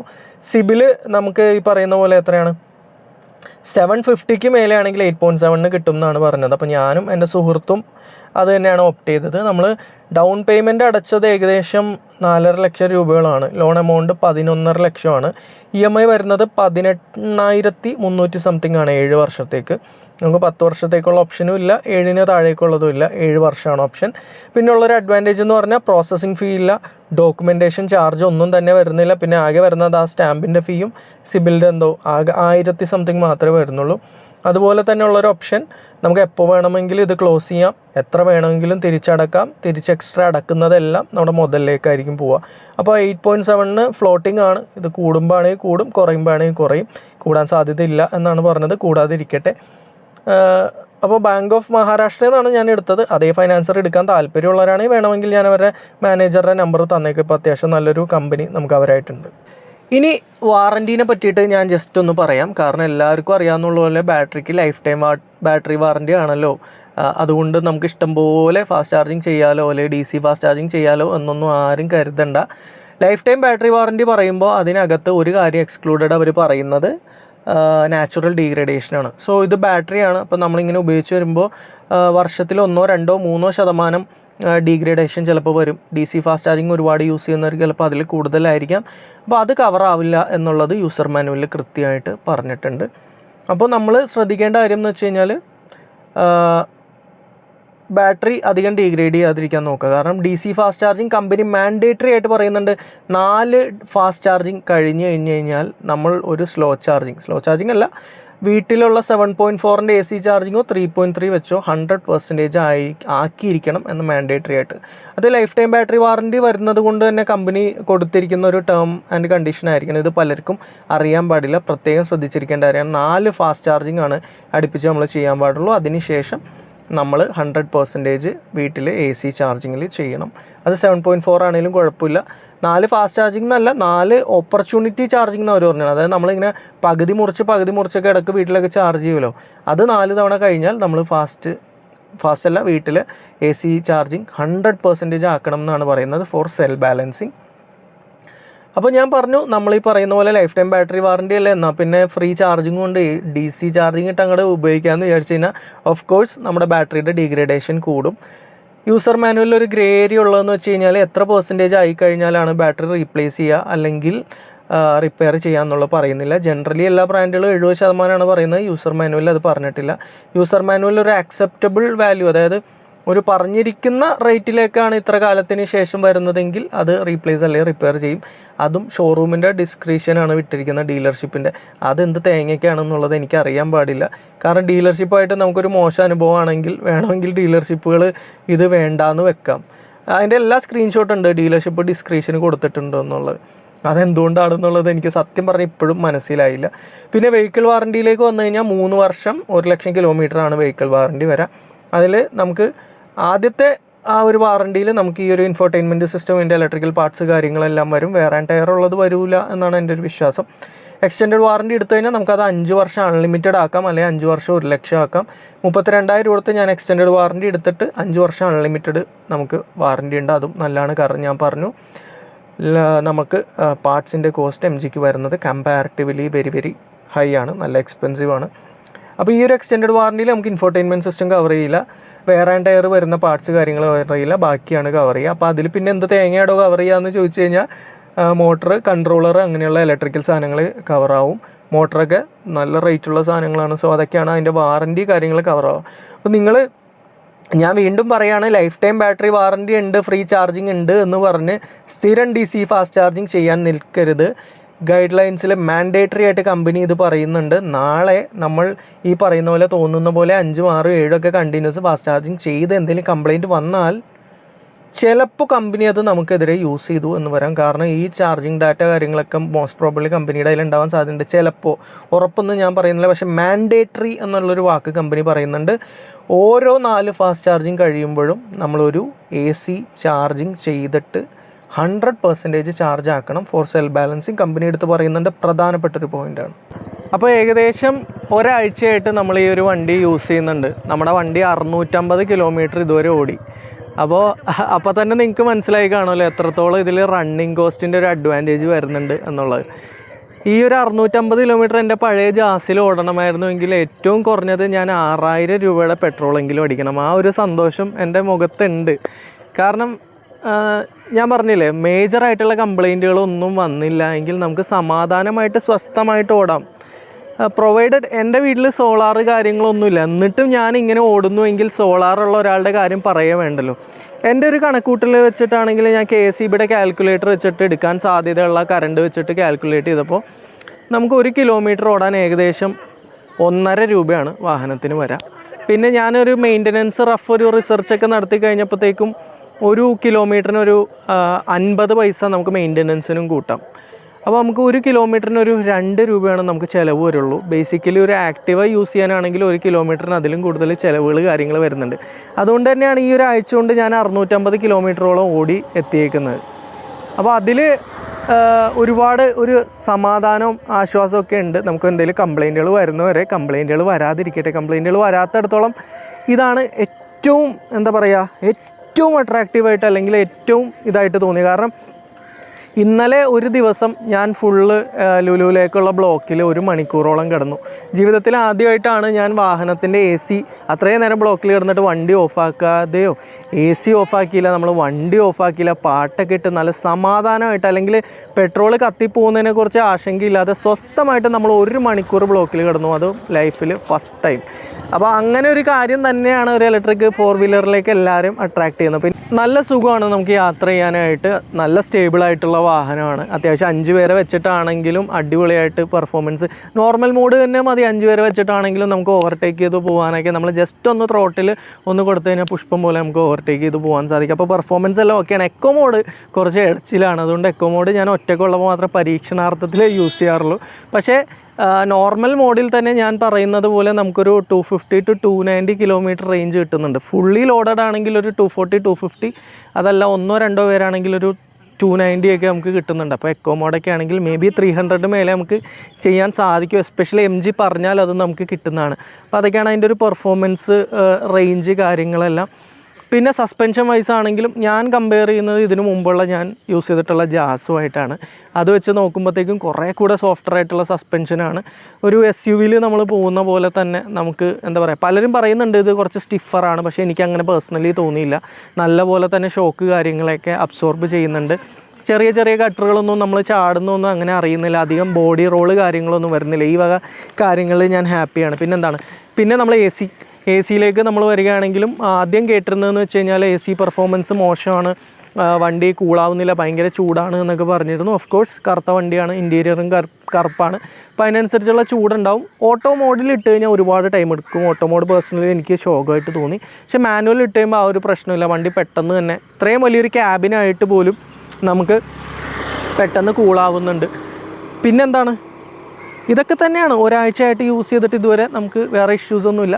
ചെറിയ ചെറിയ ബഗ്ഗുകൾ ഉണ്ട്. ചെറിയ ബഗ് എന്നൊക്കെ പറയുമ്പോഴത്തേക്കും നമുക്ക് ഈ MGയുടെ ചേച്ചി ഉണ്ടല്ലോ, ഇടയ്ക്കിടയ്ക്ക് വരാം, ഹായ് ഹലോ എന്നൊക്കെ പറഞ്ഞിട്ട് വോയിസ് കമാൻഡുകൾ. അതിൽ ചില സമയത്ത് വെറുതെ പുള്ളിക്കാരി ചാടി വരാറുണ്ട്. ചിലപ്പോൾ നമ്മൾ ആരോടെങ്കിലും MG എന്ന് പറയുന്ന ടൈമിലും പുള്ളിക്കാരി ചാടി കയറി വരാറുണ്ട്. അത് കുറച്ച് അനോയിങ് ആയിട്ട് തോന്നി. വണ്ടി കിട്ടിയിട്ട് എനിക്ക് ഇതുവരെ ജിയോ സാവൻ ആക്ടിവേറ്റ് ആയിട്ടില്ല. നമുക്ക് ഇൻവാലിഡ് ഫോൺ നമ്പറിന് കാണിക്കുന്നത്, അത് ഞാൻ റിപ്പോർട്ട് ചെയ്തിട്ടുണ്ട്. അതവർ താമസിയാതെ സെറ്റാക്കുമായിരിക്കും. അപ്പോൾ അങ്ങനെയുള്ള 1-2 ചെറിയ ബഗ്ഗുകൾ കാര്യങ്ങളാണ് എനിക്ക് തോന്നിയത്. ഫിറ്റ് ആൻഡ് ഫിനിഷ് വൈസ് ആണെങ്കിലും എനിക്ക് വലിയ പ്രശ്നമൊന്നുമില്ല, നല്ല ക്വാളിറ്റിയിൽ ചെയ്തിട്ടുണ്ട് കേട്ടോ. പിന്നെ ഇനി നമുക്ക് പറയാനുള്ളത് ഈ വാഹനത്തിൽ ഉള്ള നല്ല കാര്യങ്ങളും നെഗറ്റീവായിട്ടുള്ള കാര്യങ്ങളും കുറച്ച് അധികം എനിക്ക് പറയാനുണ്ട്. അപ്പോൾ അതൊക്കെ ജസ്റ്റ് ഒന്ന് കേൾക്കുക. അപ്പോൾ ഇപ്പോൾ ഞാൻ ഒരാഴ്ചയായിട്ടുള്ള അനുഭവം പറഞ്ഞതിൽ തന്നെ പോസിറ്റീവ്സ് കാര്യങ്ങൾ എല്ലാം ഉണ്ട്. ഞാൻ ബേസ് മോഡൽ എടുക്കാതെ മിഡിലേക്ക് വരാനുള്ള പ്രധാന റീസൺ എന്ന് പറഞ്ഞു കഴിഞ്ഞാൽ 360 ഡിഗ്രി ക്യാമറയാണ്. എൻ്റെ പഴയ വണ്ടിയിൽ അതൊന്നുമില്ല. അപ്പോൾ ഈ ഒരു വാഹനം എന്ന് വെച്ച് കഴിഞ്ഞാൽ ഭയങ്കര വീതിയും ഭയങ്കര നീട്ടമാണ്. സോ പാർക്ക് ചെയ്യാൻ കുറച്ച് ബുദ്ധിമുട്ടാണ്. ചില ആളുകളുടെ വീട്ടിൽ ഈ പറയുന്ന പോലെ പോർച്ചിൽ ഇടാനുള്ള സ്ഥലമൊന്നുമില്ല. എൻ്റെ വീട്ടിലെ പോർച്ചിലും വണ്ടി കഷ്ടിച്ചെടുക്കാനുള്ള സ്പേസുള്ളൂ, പക്ഷേ വളച്ച് തിരിച്ച് കയറ്റാനുള്ള സ്ഥലമൊന്നുമില്ല. അപ്പോൾ അതുകൊണ്ട് വൈഫിൻ്റെ വീട്ടിലൊക്കെയാണ് ഇടുന്നത്. അപ്പോൾ 360 ഡിഗ്രി ക്യാമറ വേണം എന്നുള്ളത് എനിക്കൊരു പ്രിഫറൻസ് ആയിരുന്നു. എനിക്ക് പേഴ്സണലി ഭയങ്കര യൂസ്ഫുള്ളായിട്ട് തോന്നി. എല്ലാവർക്കും യൂസ്ഫുൾ ആയിരിക്കും, എനിക്ക് ജാസിൽ നിന്ന് വന്നതുകൊണ്ടാണോന്ന് അറിയില്ല, ഭയങ്കര യൂസ്ഫുള്ളായിട്ട് തോന്നി. ആ വലിയ സ്ക്രീനിൽ വരുമ്പോഴത്തേക്കും കുറച്ച് എന്താ പറയുക, ഒന്ന് ഡിസ്റ്റോർഷൻ പോലെയൊക്കെ നമുക്ക് ഫീൽ ചെയ്യുമെങ്കിലും മേ ബി ക്യാമറ ക്വാളിറ്റി കുറച്ചുകൂടി ഇമ്പ്രൂവ് ചെയ്യാമായിരുന്നു. ശരിയാണ്, ആനിമേഷനും കുറച്ച് കാര്യങ്ങളൊക്കെ ഇമ്പ്രൂവ് ചെയ്യാനുണ്ട്. പക്ഷേ ഭയങ്കര യൂസ്ഫുള്ളായിട്ടുള്ള സാധനമാണ്, ഭയങ്കര യൂസ്ഫുൾ. എസ്പെഷ്യലി ഇത്രയും വലിപ്പമുള്ളൊരു വാഹനം വെച്ചിട്ട് നമ്മൾ പാർക്കിംഗ് ഒക്കെ ചെയ്യുന്ന ടൈമിൽ ഭയങ്കര യൂസ്ഫുള്ളായിട്ടുള്ള ഒരു ഫീച്ചറാണ്. പിന്നെ ഇതിൽ നമുക്ക് കോർണർ ബെൻഡിങ് ലൈറ്റ്സ് അടിപൊളിയാണ്. രാത്രിയൊക്കെ നമ്മൾ വളക്കുമ്പോഴത്തേക്കും ആ സൈഡിലേക്കുള്ള ഒരു എക്സ്ട്രാ ലൈറ്റ് നമുക്ക് കിട്ടും. ഓട്ടോ ഡിമ്മിങ് ORVMs നമ്മൾ വണ്ടി ഓടിക്കുന്ന ടൈമിൽ സാധാരണ പുറകിൽ നിന്ന് ആരെങ്കിലുമൊക്കെ ഹൈ ബീം അടിച്ചാൽ ഡ്രൈവറുടെ ആ മിററിലൂടെ നമുക്ക് ഭയങ്കര ഡിസ്റ്റർബൻസ് തോന്നും. കാരണം ഞാനൊക്കെ കണ്ണട യൂസ് ചെയ്യുന്ന ആൾ, കണ്ണിന് ഇഷ്യൂസ് ഉള്ള കാരണം പെട്ടെന്ന് ഇറിറ്റേറ്റഡായി ദേഷ്യമൊക്കെ വരും. പക്ഷേ ഇത് നമുക്കൊരു ഓട്ടോ ഡിമ്മിങ് ഉണ്ട്. അപ്പോൾ രാത്രിയൊക്കെ ആകുമ്പോഴത്തേക്ക് ഒരു ബ്ലൂ ലൈറ്റ് പോലെ ഫിൽറ്റർ വന്നിട്ട് ബാക്കിൽ നിന്ന് എത്ര ഹൈ ബീം ഇട്ടാലും നമ്മളത് ഡിസ്ട്രാക്റ്റ് ചെയ്യില്ല. അതും അടിപൊളിയൊരു ഫീച്ചറാണ്. ഇങ്ങനത്തെ ചെറിയ കാര്യങ്ങൾ എടുത്ത് പറയേണ്ടതാണ്. പിന്നെ വണ്ടിയുടെ സ്പേസ് അറിയാലോ, ഒരുപാട് സ്പേസ്, നീ റൂം കാര്യങ്ങൾ, ബാക്കിൽ 3 പേർക്ക് സുഖമായിട്ടിരിക്കാം, ചാരിക്കിടക്കാം, അങ്ങനെയുള്ള കാര്യങ്ങൾ. ഡീസൻ്റ് ആയിട്ടുള്ള റേഞ്ച് ഞാൻ പറഞ്ഞില്ലേ, ഒരു 240 to 290 നമുക്ക് സിറ്റി യൂസിനൊക്കെ ആണെങ്കിൽ കുഴപ്പമില്ല, അല്ലെങ്കിൽ ഒന്ന് കോഴിക്കോട് ട്രിവാൻഡ്രമൊക്കെ പോയി വരാനാണെങ്കിലും കുഴപ്പമില്ല. DC ഫാസ്റ്റ് ചാർജിങ് കാര്യങ്ങളെല്ലാം ഉണ്ട് നമുക്ക്. അങ്ങനത്തെ ഒരുപാട് അഡ്വാൻറ്റേജസ് ഉണ്ട്. പിന്നെ ഒരു ഇലക്ട്രിക് വാഹനത്തിൻ്റെ അഡ്വാൻറ്റേജസ് ഉണ്ട്. നമുക്കിതിൻ്റെ നോയ്സ് ലെവൽ, വൈബ്രേഷൻ ലെവൽ അതൊക്കെ ഞാൻ ഓൾറെഡി കവർ ചെയ്തിട്ടുള്ള കാര്യങ്ങളാണ്. പിന്നെ അത്യാവശ്യം നല്ല ഇനീഷ്യൽ ടോർക്ക് കാര്യങ്ങൾ, പിന്നെ നമുക്ക് കംപ്ലയിൻറ്റ്സ് വരാത്തിടത്തോളം കാലം സമാധാനമായിട്ട് വണ്ടി യൂസ് ചെയ്യാമെന്നുള്ള കാര്യങ്ങൾ. വേറെ പിന്നെ എന്തൊക്കെയാണ്, TPMS കാര്യങ്ങൾ നമുക്ക് ഇൻബിൽറ്റായിട്ട് വാഹനത്തിൽ വരുന്നുണ്ട്. എന്തെങ്കിലുമൊക്കെ മിസ് ചെയ്ത് പോയാൽ ഞാൻ കമൻറ്റിൽ ആഡ് ചെയ്യാം. ഞാൻ അത്യാവശ്യം പോയിൻറ്റ്സ് എഴുതി വെച്ചിട്ടുണ്ടായിരുന്നു. പിന്നെ ഏറ്റവും വലിയ അഡ്വാൻറ്റേജ് എന്ന് പറയുന്നത് life time battery warranty, vehicle extend warranty എടുത്തു കഴിഞ്ഞാൽ നമുക്ക് 5 വർഷം അൺലിമിറ്റഡ് കിലോമീറ്റേഴ്സ് നമ്മൾ കവേർഡാണ്. അതുപോലെ തന്നെ ആദ്യം ഞാൻ പറഞ്ഞ പോലെ 1 ഇയർ ഫ്രീ ഫാസ്റ്റ് ചാർജിങ്, അത് AC ആണെങ്കിലും DC ആണെങ്കിലും MGയുടെ eHub ആപ്പിലൂടെ നമുക്ക് കിട്ടുന്നുണ്ട്. അപ്പോൾ ഇതെല്ലാം ഇങ്ങനെ ഒരുപാട് പോസിറ്റീവ്സ് ഈ ഒരു വാഹനത്തിലുണ്ട്. ഇനി നമുക്ക് ഈ വാഹനത്തിൽ ഇമ്പ്രൂവ് ചെയ്യാമായിരുന്നു എന്ന് തോന്നിയ കാര്യങ്ങൾ, അല്ലെങ്കിൽ എനിക്ക് ഇഷ്ടപ്പെടാത്ത കാര്യങ്ങളിലേക്ക് വരാം. ഇനി നമ്മുടെ MG വിൻസറിൽ ഇമ്പ്രൂവ് ചെയ്യാമായിരുന്നു എന്ന് തോന്നിയ കാര്യങ്ങൾ, അല്ലെങ്കിൽ പോരായ്മകളായിട്ട് തോന്നിയ കാര്യങ്ങളെ പറയാൻ പോണേ. ഇതിൽ യമണ്ടൻ നമ്മുടെ തല പൊളിഞ്ഞു പോണ വലിയ ഇഷ്യൂസ് കാര്യങ്ങളൊന്നും നമ്മൾ നോട്ട് ചെയ്തില്ല. എന്നാലും ഒരു വാഹനം എടുത്തു കഴിയുമ്പോൾ അതിൻ്റെ പോസിറ്റീവ്സും നെഗറ്റീവ്സും പറയണം എന്ന് വിശ്വസിക്കുന്ന ഒരാളാണ് ഞാൻ. അപ്പോൾ നമ്മൾ കീറി മുറിച്ച് പറയുകയാണെങ്കിൽ ആദ്യത്തെ കാര്യം, ചാർജിങ് പോർട്ട് പ്ലേസ്മെൻറ്റ് അപ്പുറത്തെ സൈഡിലാണ് വരുന്നത്. അത് ആക്ച്വലി ഫ്രണ്ടിലായിരുന്നുവെങ്കിൽ ഭയങ്കര യൂസ്ഫുൾ ആയിരുന്നു. കാരണം ഞാൻ ഈ അടുത്ത് ചാർജ് മോഡിൻ്റെ ഒരു ചാർജിങ് സ്റ്റേഷനിൽ പോയിട്ടുണ്ടായിരുന്നു. അപ്പോൾ ഒരു മെഷീനിൽ 2 സൈഡിലാണ് ഗണ്ണുകൾ നമുക്ക് വരുന്നത്. അപ്പോൾ റൈറ്റ് സൈഡിലെ സ്ലോട്ടിലാണ് നമ്മൾ വണ്ടി ഇടുന്നതെങ്കിൽ നേരെ കൊണ്ടുപോയിട്ടാൽ അവിടെ നിന്ന് ഗണ്ണെടുത്ത് നേരെ കണക്ട് ചെയ്യാം. പക്ഷേ അവിടെ ഒരു വണ്ടി ഉണ്ടായിരുന്നുകൊണ്ട് എനിക്ക് ലെഫ്റ്റ് സൈഡിലേക്ക് ഇടാൻ പറ്റി. പക്ഷേ ലെഫ്റ്റ് സൈഡിൽ നമ്മളിങ്ങനെ ഇട്ട് വന്നപ്പോഴത്തേക്കും ചാർജിങ് ബോട്ട് ഇപ്പുറത്തും മെഷീൻ ഇപ്പുറത്തുമാണ്. അപ്പോൾ വയർ ഇപ്പുറത്തോട്ട് എത്തുന്നുണ്ടായിരുന്നില്ല. അല്ലെങ്കിൽ പിന്നെ നമ്മൾ വണ്ടി തിരിച്ചിടണം. പക്ഷേ നമുക്ക് അവിടെ വെച്ച് വണ്ടി തിരിക്കാനുമുള്ള സിറ്റുവേഷൻ ഉണ്ടായില്ല, അല്ലെങ്കിൽ അതിനുള്ള സ്പേസ് കാര്യങ്ങളൊന്നും നമുക്ക് ഉണ്ടായിരുന്നില്ല വണ്ടി തിരിക്കാനായിട്ട്. അപ്പോൾ അതൊരു ബുദ്ധിമുട്ടായിട്ട് എനിക്ക് തോന്നി. പിന്നെ പലർക്കും തോന്നാമെന്നുള്ള കാര്യം, ചിലർ വിൻസർ എടുക്കാത്തൊരു കാര്യം എന്ന് വെച്ച് കഴിഞ്ഞാൽ സൈസാണ്. നമുക്ക് ഭയങ്കര വലിയൊരു വാഹനമാണ് വരുന്നത്. അപ്പോൾ പലരുടെയും ഈ 4 മീറ്ററിൽ താഴെയുള്ള പോർച്ചൊക്കെ ആയതുകൊണ്ട് ഇടാൻ പറ്റുന്നില്ല എന്ന് പറഞ്ഞ് എടുക്കുന്നുണ്ട്. അപ്പോൾ അത് ഡിപ്പെൻസ് ഓൺ ആളുകളാണ്. വണ്ടി പാർക്ക് ചെയ്യാനൊക്കെ സ്പേസ് ഉണ്ടെങ്കിൽ കുഴപ്പമില്ല, പക്ഷേ പാർക്ക് ചെയ്യാൻ കുറച്ച് ഒരു ബുദ്ധിമുട്ടുണ്ടാവും. പക്ഷേ 360 ഡിഗ്രി ക്യാമറ ഉള്ളതുകൊണ്ട് അത്രയും പ്രശ്നം നമുക്ക് ഉണ്ടാവാൻ സാധ്യതയില്ല. സിറ്റിയിലൊക്കെ പാർക്ക് ചെയ്യുമ്പോഴുള്ള ബുദ്ധിമുട്ട് ഞാൻ പറഞ്ഞത്. 360 ഡിഗ്രി ക്യാമറ അതിലാണെങ്കിലും കുറച്ച് ഇമ്പ്രൂവ്മെൻറ്റ് വരാനുണ്ട്. എസ്പെഷ്യലി വലിയ സ്ക്രീൻ ആയതുകൊണ്ട് കുറച്ച് ഡിസ്റ്റോർട്ടഡ് ആണ് പലയിടത്തും ഇമേജസ്. എന്നാലും ആക്യുറേറ്റ് ആണ്. കാണിക്കുന്ന ആ ഒരു ഗൈഡ് ലൈനുള്ളിൽ നമ്മൾ നിർത്തിയാൽ വണ്ടി തട്ടുകയോ മുട്ടുകയോ ഇല്ല. ബഫറായിട്ട് കുറച്ച് എക്സ്ട്രാ സ്പേസ് അവരിട്ട് വെച്ചിട്ടുണ്ടാവും. പിന്നെ അതിൽ ഇമ്പ്രൂവ് ചെയ്യാനുള്ളത് കുറച്ച് ഗ്രാഫിക്സ് ഇമ്പ്രൂവ് ചെയ്യാനുണ്ട്. കാരണം നമ്മളിപ്പോൾ വണ്ടി വളയ്ക്കുമ്പോൾ ആണെങ്കിൽ പോലും ടയറിൻ്റെ ഗൈഡ് ലൈൻസ് മാത്രമാണ് വളയുക, വണ്ടി നേരെ പോകുന്ന ഒരു ഗ്രാഫിക്കാണ്. അപ്പോൾ അതൊന്ന് 360യിൽ ഇമ്പ്രൂവ് ചെയ്യാൻ ആക്ച്വലി ഉണ്ട്. അതൊന്നും വലിയ നമ്മുടെ റണ്ണിങ്ങിനെ മാറ്റർ ചെയ്യുന്ന കാര്യമൊന്നുമില്ല, റണ്ണിങ്ങിനെ അഫക്റ്റ് ചെയ്യുന്ന ഒന്നും നമുക്കിതുവരെ കിട്ടിയില്ല. പിന്നെ ഫാസ്റ്റ് ചാർജിങ് അല്ല, വയർലെസ് ചാർജിങ്. മാഗ്നറ്റ് കുറച്ച് വീക്കാണ്. ഞാൻ എൻ്റെ ഫ്രണ്ടിൻ്റെ ഐഫോൺ വെച്ചിട്ടുണ്ടായിരുന്നു. ഐഫോൺ വെച്ച് കഴിഞ്ഞിട്ട് നമ്മൾ വണ്ടി ഓടിക്കുമ്പോഴത്തേക്ക് ഇതിങ്ങനെ ചാടി കളിക്കുന്നുണ്ട്. സോ അത് പ്രോപ്പറായിട്ട് ചാർജ് ആവുന്നുണ്ടായിരുന്നില്ല. അതൊരു പോരായ്മയായിട്ട് എനിക്ക് തോന്നി. എൻ്റെ ഫോണിൽ വയർലെസ് ചാർജിങ് ഇല്ലാത്തതുകൊണ്ട് അതൊരു വലിയ ഇഷ്യൂ ആയിട്ട് എനിക്ക് തോന്നുന്നില്ല. പിന്നെ നമുക്ക് എടുത്തു പറയാനാണെങ്കിൽ റിയർ വൈപ്പർ വരുന്നില്ല, സ്പെയർ വീല് വരുന്നില്ല.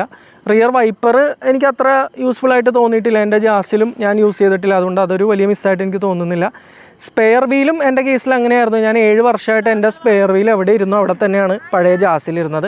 എന്നാലും അത് നമ്മൾ സ്പെയർ വീൽ നമ്മളൊരു ലോങ് ഒക്കെ പോകുമ്പോൾ പങ്ക്ചർ കിറ്റ് പോരാ, സ്പെയർ വീൽ വേണമെന്ന് തോന്നുന്ന ആളുകളാണെങ്കിൽ സ്പെയർ വീലും അതിൻ്റെ കാര്യങ്ങളെല്ലാം നമ്മളതിൻ്റെ ടൂൾസ് എല്ലാം നമ്മൾ കാശ് കൊടുത്ത് വാങ്ങണം. അതിന് അത്യാവശ്യം ഒരു റേറ്റ് കമ്പനി പറയുന്നുണ്ട്. അപ്പോൾ അതും വേണമെങ്കിൽ അവർക്ക് ഉൾപ്പെടുത്താറുണ്ട്. ഇതെല്ലാം കോസ്റ്റ് കട്ടിങ് ആണ്. കാരണം ഈ ഒരു വിലക്ക് ഇത്രയും വാല്യൂ ഫോർ മണി ആയിട്ട് വേറൊരു വണ്ടി ഇല്ല, അതുകൊണ്ട് അവർ പയ്യെ കട്ട് ചെയ്ത സാധനങ്ങളാണ്. പിന്നെ എനിക്ക് ഏറ്റവും അനോയിങ് ആയിട്ട് തോന്നിയ ഒരു കാര്യം, നമ്മുടെ വണ്ടിക്കകത്തുള്ള വോയിസ് കമാൻഡ് ഇടയ്ക്കിടയ്ക്ക് ആക്ടിവേറ്റ് ആവുന്നു എന്നുള്ളതാണ്. നമ്മൾ MG എന്നൊരു വാക്ക് പറയാതെ തന്നെ ചില സമയത്ത് വെറുതെ ചാടിക്കേറി വരുന്നുണ്ട്. I am listening, apologies, I am trying to learn എന്നൊക്കെ പറഞ്ഞിട്ട് അത് അനോയിങ് ആയിട്ട് തോന്നി. ഏറ്റവും വലിയ പ്രശ്നമായിട്ട് എനിക്ക് തോന്നിയത് ചെളിയടിയാണ്. ഫോട്ടോ ഞാൻ കൊടുത്തേക്കാം. വണ്ടി എടുത്ത് പിറ്റേ ദിവസം നമ്മൾ തൃശ്ശൂർ ഒരു ഡ്രൈവ് പോയിട്ട് വണ്ടി നിർത്തുമ്പോൾ നമ്മൾ നോക്കുമ്പോഴത്തേക്കും നമ്മുടെ ഈ മിറർ വരെ ചെളി അടിച്ചിട്ടുണ്ടായിരുന്നു. അത് ഒന്നാമത് 18 ഇഞ്ചിൻ്റെ വലിയ അലോയാണ്. അപ്പോൾ എൻ്റെ അടുത്ത് പറഞ്ഞു, സാർ ഇത്രയും വലിയ ടയർ വരുമ്പോൾ മഡ് ഫ്ലാപ്പ് വെക്കണം എന്നുള്ളത്. പക്ഷേ ഇത് മഡ് ഫ്ലാപ്പ് അല്ല, ഇത് മഡ് ഫ്ലോപ്പ് എന്നേ ഞാൻ പറയുള്ളൂ. കാരണം ഈ കവറേജ് പോരാ. കാരണം ഈ ഒരു വാഹനത്തിൽ നമ്മളൊരു മഴയില്ലാത്ത ടൈമിൽ പോലും നമ്മളൊരു ചെളിയിൽ ഇതിലൂടെ പോയപ്പോൾ മിറർ വരെ ചെളി അടിച്ചു എന്ന് പറയുന്നത് ആക്സെപ്റ്റബിൾ അല്ല. പിന്നെ ഒരു പോരായ്മ പറയാനുള്ളതെന്ന് വെച്ച് കഴിഞ്ഞാൽ, ടാറ്റ ഫാൻ ബോയ്സിന് ഒരുപാട് ഇഷ്ടപ്പെടുന്ന ഒരു കാര്യം, അതായത് ഇവർ NCAP റേറ്റിംഗ് ഒന്നും ചെയ്തിട്ടില്ല. ഇത് ZSEV ആണെങ്കിലും പുറത്തുള്ളതും ചെയ്തിട്ടുണ്ട് തോന്നുന്നു. വിൻസർ ആണെങ്കിലും കൊമറ്റ് ആണെങ്കിലും അവരത് ചെയ്തിട്ടില്ല എന്നുള്ളത്. സോ ഞാൻ ഇന്നലെ വിൻസറിൻ്റെ ഏതൊക്കെയോ ഒരു വീഡിയോയിൽ കമൻറ്റ് കണ്ടിട്ടുണ്ടായിരുന്നു. മേ ബി ടാറ്റ യൂസേഴ്സ് ആയിരിക്കണം, അവർക്ക് ആകെ കൂടെ പറയാനുള്ളത് ആ 5 സ്റ്റാർ റേറ്റിങ്ങിൻ്റെ കാര്യമാണ്. അത് വെച്ചിട്ട് ബിൽഡ് വൈസ് ആണെങ്കിലും ഫിറ്റ് ആൻഡ് ഫിനിഷ് വൈസ് ആണെങ്കിലും അടിപൊളിയാണ്. ബിൽഡ് ഈ പറയുന്ന പോലെ സർട്ടിഫിക്കേഷൻ അവർ ചെയ്തിട്ടില്ല, അതെന്തുകൊണ്ടാണ് എന്നുള്ളത് നമുക്ക് അറിയാൻ പാടില്ല. പക്ഷേ നമ്മൾ നോക്കിക്കഴിഞ്ഞ് കഴിഞ്ഞാൽ ഇതിൻ്റെ ഡോറുകളാണെങ്കിലും ഇതിൻ്റെ ബോണറ്റാണെങ്കിലും ഇതിൻ്റെ ബാക്ക് ഡോറൊക്കെ ആണെങ്കിലും നല്ല സോളിഡായിട്ട് തന്നെയാണ് കമ്പനി ചെയ്തിരിക്കുന്നത്. 6 എയർ ബാഗ്സ് കാര്യങ്ങളൊക്കെ കൊടുത്തിട്ടുണ്ട്. പക്ഷേ എന്തുകൊണ്ടോ ഇവർ NCAP ടെസ്റ്റിങ്ങോ കാര്യങ്ങളോ ഒന്നും ചെയ്യാതെ മടിഞ്ഞ് നിൽക്കുന്നു, എന്താണ് എന്നുള്ളത് എനിക്കറിയില്ല. പിന്നെ നമ്മുടെ കുറച്ച് സുഹൃത്തുക്കൾ പറഞ്ഞൊരു കാര്യം എന്ന് വെച്ച് കഴിഞ്ഞാൽ, ബോണറ്റ് ഏരിയ കുറവാണ്. അതായത് സാധാരണ ഒരു ICE വാഹനം എടുത്തു കഴിഞ്ഞാൽ അല്ലെങ്കിൽ നെക്സോണൊക്കെ എടുത്തു കഴിഞ്ഞാൽ ഫ്രണ്ടിൽ ഒരുപാട് ക്രംബിൾ സോൺ വരുന്നുണ്ട്. പക്ഷേ കൊമറ്റും വിൻസറും നമ്മളെടുത്ത ക്രംബിൾ സോൺ കുറവാണ്, ബോണറ്റ് ഏരിയ വളരെ കുറവാണ്. അപ്പോൾ അതൊരു സേഫ്റ്റി കൺസേൺ ആയിട്ട് പലരും പറഞ്ഞു. ഇനി അത് മനസ്സിൽ വെച്ചുകൊണ്ടാണോ കമ്പനി ചെയ്യുന്നത് എന്നുള്ളത് എനിക്കറിയാൻ പാടില്ല. പക്ഷേ എന്നിരുന്നാലും നല്ല ബിൽഡ് ക്വാളിറ്റിയിൽ അവർ ചെയ്തിട്ടുണ്ടെന്ന് ഞാൻ എന്നല്ല, ഈ വാഹനം യൂസ് ചെയ്ത ആരാണെങ്കിലും പറയുള്ളൂ. അപ്പോൾ അതിൻ്റെ കൂടെ ഒരു സർട്ടിഫിക്കേഷൻ കൂടെ എടുത്തിട്ടൊരു 4-5 സ്റ്റാർ റേറ്റിംഗ് ഉണ്ടെങ്കിൽ നമുക്ക് കുറച്ചുകൂടെ സ്വസ്ഥമായിട്ട് അല്ലെങ്കിൽ സമാധാനമായിട്ട് ഇരിക്കാമായിരുന്നു, നല്ല ഒരു സേഫ്റ്റി ആസ്പെക്റ്റിൽ. എന്തായാലും അവരൊരു ക്രാഷ് ടെസ്റ്റൊക്കെ ചെയ്യുകയാണെങ്കിൽ അറ്റ്ലീസ്റ്റ് ഒരു 4 സ്റ്റാറൊക്കെ കിട്ടും എന്നുള്ളൊരു പ്രതീക്ഷയിലാണ്. പിന്നെ ഈ പറയുന്ന പോലെ നമ്മൾ സേഫായിട്ട് വണ്ടി ഓടിക്കുക, നമ്മുടെ ഭാഗം സേഫാക്കി എപ്പോഴും വെക്കുക, തട്ടാതെ മുട്ടാതെയൊക്കെ ശ്രദ്ധിച്ച് വണ്ടി ഓടിക്കുക. നമ്മുടെ ഭാഗം ക്ലിയറാണ്. പക്ഷെ വേറൊരു വണ്ടി വന്ന് ഇടിച്ച് കഴിയുമ്പോഴായിരിക്കാം നമുക്ക് ഇതിൻ്റെ ഒരു ക്വാളിറ്റി അല്ലെങ്കിൽ ഇതിൻ്റെ ഒരു സേഫ്റ്റി എത്രത്തോളം ഉണ്ടെന്നുള്ള പറയാൻ പറ്റുള്ളൂ. അപ്പോൾ അതൊക്കെ ഒന്ന് ജസ്റ്റ് ഈ വണ്ടി കൺസിഡർ ചെയ്യുന്ന ടൈമിൽ മനസ്സിൽ വെച്ചേക്കാം. പിന്നുള്ളൊരു നെഗറ്റിവിറ്റി ആയിട്ട് എനിക്ക് തോന്നിയെന്ന് വെച്ച് കഴിഞ്ഞാൽ എക്കോ മോഡാണ്. ഭയങ്കര ശോകമായിട്ട് തോന്നി, ഭയങ്കര ഇഴച്ചിലാണ് എക്കോ മോഡ്. അതുകൊണ്ട് തന്നെ എക്കോ പ്ലസ് മോഡിലേക്ക് നമ്മൾ നോക്കി പോലുമില്ല. ഓൾമോസ്റ്റ് 90-95% നോർമൽ മോഡിൽ ഓടാറ്. ഇതല്ല, അധികാരം ഇല്ലാത്ത ടൈമിലൊക്കെ ആണെങ്കിൽ ഞാൻ ഇടയ്ക്ക് എക്കോ യൂസ് ചെയ്യാറുണ്ട്. പക്ഷേ നല്ല ക്ഷമ വേണം. കാരണം പയ്യെ അത് കയറി ഒരു 50-ലോട്ടൊക്കെ എത്തുള്ളൂ. കാല് നമ്മൾ കൊടുത്താലും പടയെന്ന് പറഞ്ഞ് കയറില്ല. അപ്പോൾ ഇതൊക്കെ ഒരു ഭയങ്കര ഒരു നെഗറ്റിവിറ്റി ഒന്നുമല്ല, റേഞ്ച് കിട്ടാൻ വേണ്ടിയിട്ടായിരിക്കണം അവർ ആ ഒരു രീതിയിൽ വണ്ടി സെറ്റ് ചെയ്തത്. പക്ഷേ നോർമൽ മോഡിൽ തന്നെ നമുക്ക് ആവശ്യത്തിനുള്ള പവർ കാര്യങ്ങളെല്ലാം കിട്ടുന്നുണ്ട്. 5 പേരെ വെച്ചിട്ടാണെങ്കിലും ഓവർടേക്ക് ചെയ്ത് പോകാനൊക്കെ നമുക്ക് സാധിക്കുന്നുണ്ട്. അപ്പോൾ ഇതൊക്കെയാണ് നമുക്ക് MG വിൻസറിൽ ഇതുവരെ ശ്രദ്ധിച്ച പ്രോസ് ആൻഡ് കോൺസ്. ഇനി നമ്മൾ ഫ്യൂച്ചറിൽ ഇത് യൂസ് ചെയ്ത് വരുമ്പോൾ ഇതിനകത്ത് വേറെ എന്തെങ്കിലുമൊക്കെ ഇഷ്യൂസ് വരുമോ എന്നൊക്കെ ഉള്ളത് നമുക്ക് എന്തായാലും നോക്കണം. പക്ഷേ എനിക്ക് പറയാനുള്ളതെന്ന് വെച്ചാൽ ഇതൊന്നും ഒരു വലിയ കോണൊന്നുമല്ല, ഇതൊന്നും വലിയൊരു പോരായ്മയല്ല. ഈ 16 അല്ലെങ്കിൽ 17 ലക്ഷത്തിന് ഇത്രയും വലിയൊരു വാഹനം, ലൈഫ് ടൈം ബാറ്ററി വാറൻറ്റിയും 1 ഇയർ ഫ്രീ ഫാസ്റ്റ് ചാർജിങ്ങും ഇത്രയും സ്പേസും എല്ലാം കൂടെ ആയിട്ട് ഇത്രയും റിലയബിളായിട്ട് MG ഓഫർ ചെയ്യുന്നു എന്നുള്ളത് വെച്ച് നമ്മൾ നോക്കിക്കഴിഞ്ഞാൽ ഇതൊന്നും ഒരു കോൺസേ അല്ല, ഭയങ്കര വാല്യൂ ഫോർ മണി ആയിട്ടുള്ളൊരു വാഹനമാണ്. പിന്നെ ഈ പറയുന്ന പോലെ ചെറിയ ചെറിയ കാര്യങ്ങൾ കുറച്ചൊക്കെ കമ്പനിക്ക് ഇമ്പ്രൂവ് ചെയ്യാറുണ്ട്. അപ്പോൾ നമ്മൾ ഇതുവരെ വാഹനത്തിൻ്റെ ഇതുവരെ യൂസ് ചെയ്തിട്ടുള്ള അനുഭവം, പ്രോസ് കോൺസ് ഒരുവിധം എല്ലാം സംസാരിച്ചിട്ടുണ്ടായിരുന്നു. ഈ ഒരു വീഡിയോ അത്യാവശ്യം ലെങ്തി ആയിരിക്കും. നമുക്ക് ഇനിയിപ്പോൾ ഇതിൻ്റെ ഒരു കൺക്ലൂഷൻ കൂടെ എടുത്തിട്ട് നിർത്തണം. അപ്പോൾ നമ്മൾ നമ്മുടെ വീഡിയോയുടെ എൻഡിലേക്ക് വരികയാണ്. അത്യാവശ്യം ലെങ്തി ആയിട്ടുള്ളൊരു വീഡിയോ ആണെന്ന് എനിക്കറിയാം. പക്ഷേ ഈ ഒരു വാഹനമായിട്ട് സംബന്ധിച്ച് പറയേണ്ട എല്ലാ കാര്യങ്ങളും നമ്മൾ ഇതിനകത്ത് പറഞ്ഞിട്ടുണ്ട്. അതിൽ നമ്മൾ പ്രോസ് കോൺസ് ഒരാഴ്ച നമ്മൾ യൂസ് ചെയ്തിട്ടുള്ളൂ, അതിനിടയിൽ നമുക്ക് കിട്ടിയ നെഗറ്റിവിറ്റിയും നമ്മൾ ഉൾപ്പെടുത്തിയിട്ടുണ്ട്. അതിൻ്റെ പ്രോസ് നമ്മൾ പറഞ്ഞു, വാറൻറ്റി ഡീറ്റെയിൽസ് കാര്യങ്ങൾ പറഞ്ഞു, ലൈഫ് ടൈം ബാറ്ററി വാറൻറ്റിയിൽ വരുന്ന ടേംസ് ആൻഡ് കണ്ടീഷൻസ് പറഞ്ഞു, വെഹിക്കിൾ വാറൻറ്റിയുടെ ഇമ്പോർട്ടൻസ് കാര്യങ്ങൾ, ഒരാഴ്ചയായിട്ടുള്ള എൻ്റെ അനുഭവങ്ങളെല്ലാം നമ്മളിതിനകത്ത് ചർച്ച ചെയ്യേണ്ടായി. എന്തെങ്കിലുമൊക്കെ ഞാൻ വിട്ടുപോയിട്ടുണ്ടെങ്കിൽ ക്ഷമിക്കുക, കമൻറ്റിൽ ഇട്ടാൽ മതി, ഞാനതിന് റിപ്ലൈ തരുന്നതായിരിക്കും. ഇനിയിപ്പോൾ ഉള്ളതെന്ന് വെച്ച് കഴിഞ്ഞാൽ നമുക്ക് നെക്സ്റ്റ് വീക്ക് സാറ്റർഡേ ഒന്ന് ട്രിവാൻഡ്രം പോകാനുണ്ട്. അപ്പോൾ ഇതിൻ്റെ ഒറ്റ സ്ട്രെച്ചിലുള്ളൊരു റേഞ്ച് ടെസ്റ്റ് നമുക്ക് ചെയ്യണം. സോഫാർ ഞാൻ കംപ്ലീറ്റ്ലി സാറ്റിസ്ഫൈഡ് ആണ്, ഭയങ്കര ഹാപ്പിയാണ്. ഒരാഴ്ച ആയിട്ടുള്ളൂ, കംപ്ലൈൻറ്റുകളൊന്നും വരാതിരിക്കട്ടെ. കംപ്ലൈൻറ്റുകൾ വന്നാൽ ചിലപ്പോൾ ഇത്രയും നമ്മൾ സാറ്റിസ്ഫൈഡ് ആയിരിക്കില്ല, നമ്മുടെ ആ ഒരു ടോണും നേച്ചറും കാര്യങ്ങളൊക്കെ മാറുമായിരിക്കും. പക്ഷെ എന്നിരുന്നാലും ഇപ്പോൾ ഒരു സമാധാനമുണ്ട്. പണ്ടെന്ന് വെച്ച് കഴിഞ്ഞാൽ എൻ്റെ ജാസ് ഞങ്ങൾ അങ്ങനെ എടുക്കാറില്ല. കാരണം നമ്മളൊരു കിലോമീറ്റർ ഓടാൻ 8 രൂപ 10 രൂപയൊക്കെ ചിലപ്പോൾ ചിലവ് വരാറുണ്ട്, ചില സമയത്ത് അതിൽ കൂടുതൽ വരാറുണ്ട്. ആ ഒരു സമയത്ത് നമ്മളിപ്പോൾ ഏകദേശം 1.5-2 രൂപ മാക്സിമം കൊടുത്തിട്ടാണ് നമ്മുടെ വിൻസർ കൊണ്ടു നടക്കുന്നത്. 8ാമത്തെ ദിവസമായപ്പോഴത്തേക്ക് 660 കിലോമീറ്ററോളം നമ്മളായിട്ടുണ്ട്. അപ്പോൾ ഇത്രയും ഡെയിലി ഒരു 70-80 കിലോമീറ്റേഴ്സ്, ജോലിക്ക് 50 ഉള്ളൂ, വീക്കെൻഡ്സ് അത്യാവശ്യം ഓടുന്നുണ്ട്. അപ്പോൾ ഇത്രയൊക്കെ ഓടാൻ പറ്റുന്നത് ഈ ഒരു ഇലക്ട്രിക് വാഹനം ആയതുകൊണ്ടും അതിൻ്റെ ഒരു അഡ്വാൻറ്റേജ് കാര്യങ്ങളൊക്കെ നമുക്ക് ഉള്ളത് കൊണ്ടുമാണ്. സോ ഇത്രയും പറഞ്ഞുകൊണ്ട് ഇന്നത്തെ വീഡിയോ ഞാൻ വൈൻഡപ്പ് ചെയ്യുകയാണ്. ഞാൻ കംപ്ലീറ്റ്ലി ഹാപ്പിയാണെന്നുള്ളത് നിങ്ങൾക്ക് എൻ്റെ മുഖത്തുനിന്ന് എന്തായാലും വായിച്ചെടുക്കാൻ സാധിക്കും. സോ നമുക്കിനിയും ഒരുപാട് ഷോർട്ട് വീഡിയോസ് ആണെങ്കിലും അല്ലാതെയൊക്കെ വരാനുണ്ട്. പിന്നെ എനിക്ക് പറയാനുള്ളൊരു കാര്യം, ഞാൻ വിൻസർ എടുത്തു അതിൻ്റെ വീഡിയോ ചെയ്യുന്നു എന്നുള്ളത് കൊണ്ട് ഞാനൊരു ടാറ്റ വിരോധിയും കാര്യങ്ങളൊന്നുമല്ല. അങ്ങനെ എന്നെ മുദ്ര കുത്താനും നോക്കണ്ട. ഞാനിപ്പോൾ ടാറ്റ ആണെങ്കിലും വിൻസർ ആണെങ്കിലും പോസിറ്റീവ്സ് നെഗറ്റീവ്സ് എല്ലാം നമ്മൾ പറയും. പിന്നെ നമ്മൾ ഇത്രയും പൈസ മുടക്കി എടുത്തപ്പോൾ നമ്മളിപ്പോൾ മാർക്കറ്റിലുള്ളതിൽ ഏറ്റവും വാല്യൂ ഫോർ മണി ആയിട്ടുള്ള വാഹനം എടുത്തു. അത് തന്നെയാണ് എനിക്ക് പറയാനുള്ള വാക്ക് അല്ലെങ്കിൽ ഒരു ടേം. വിൻസർ എന്ന് പറഞ്ഞാൽ വളരെ വാല്യൂ ഫോർ മണി ആയിട്ടുള്ള ഒരു വാഹനമാണ്. അതുകൊണ്ട് തന്നെയാണ് ഇത്രയും ബുക്കിങ്ങും ഇത്രയും വെയിറ്റിങ്ങും കാര്യങ്ങളൊക്കെ ഈ ഒരു വാഹനത്തിന് വന്നിരിക്കുന്നത്. ഇത്രയും പറഞ്ഞുകൊണ്ട് വീഡിയോ വൈൻഡപ്പ് ചെയ്യണം. ബൈ.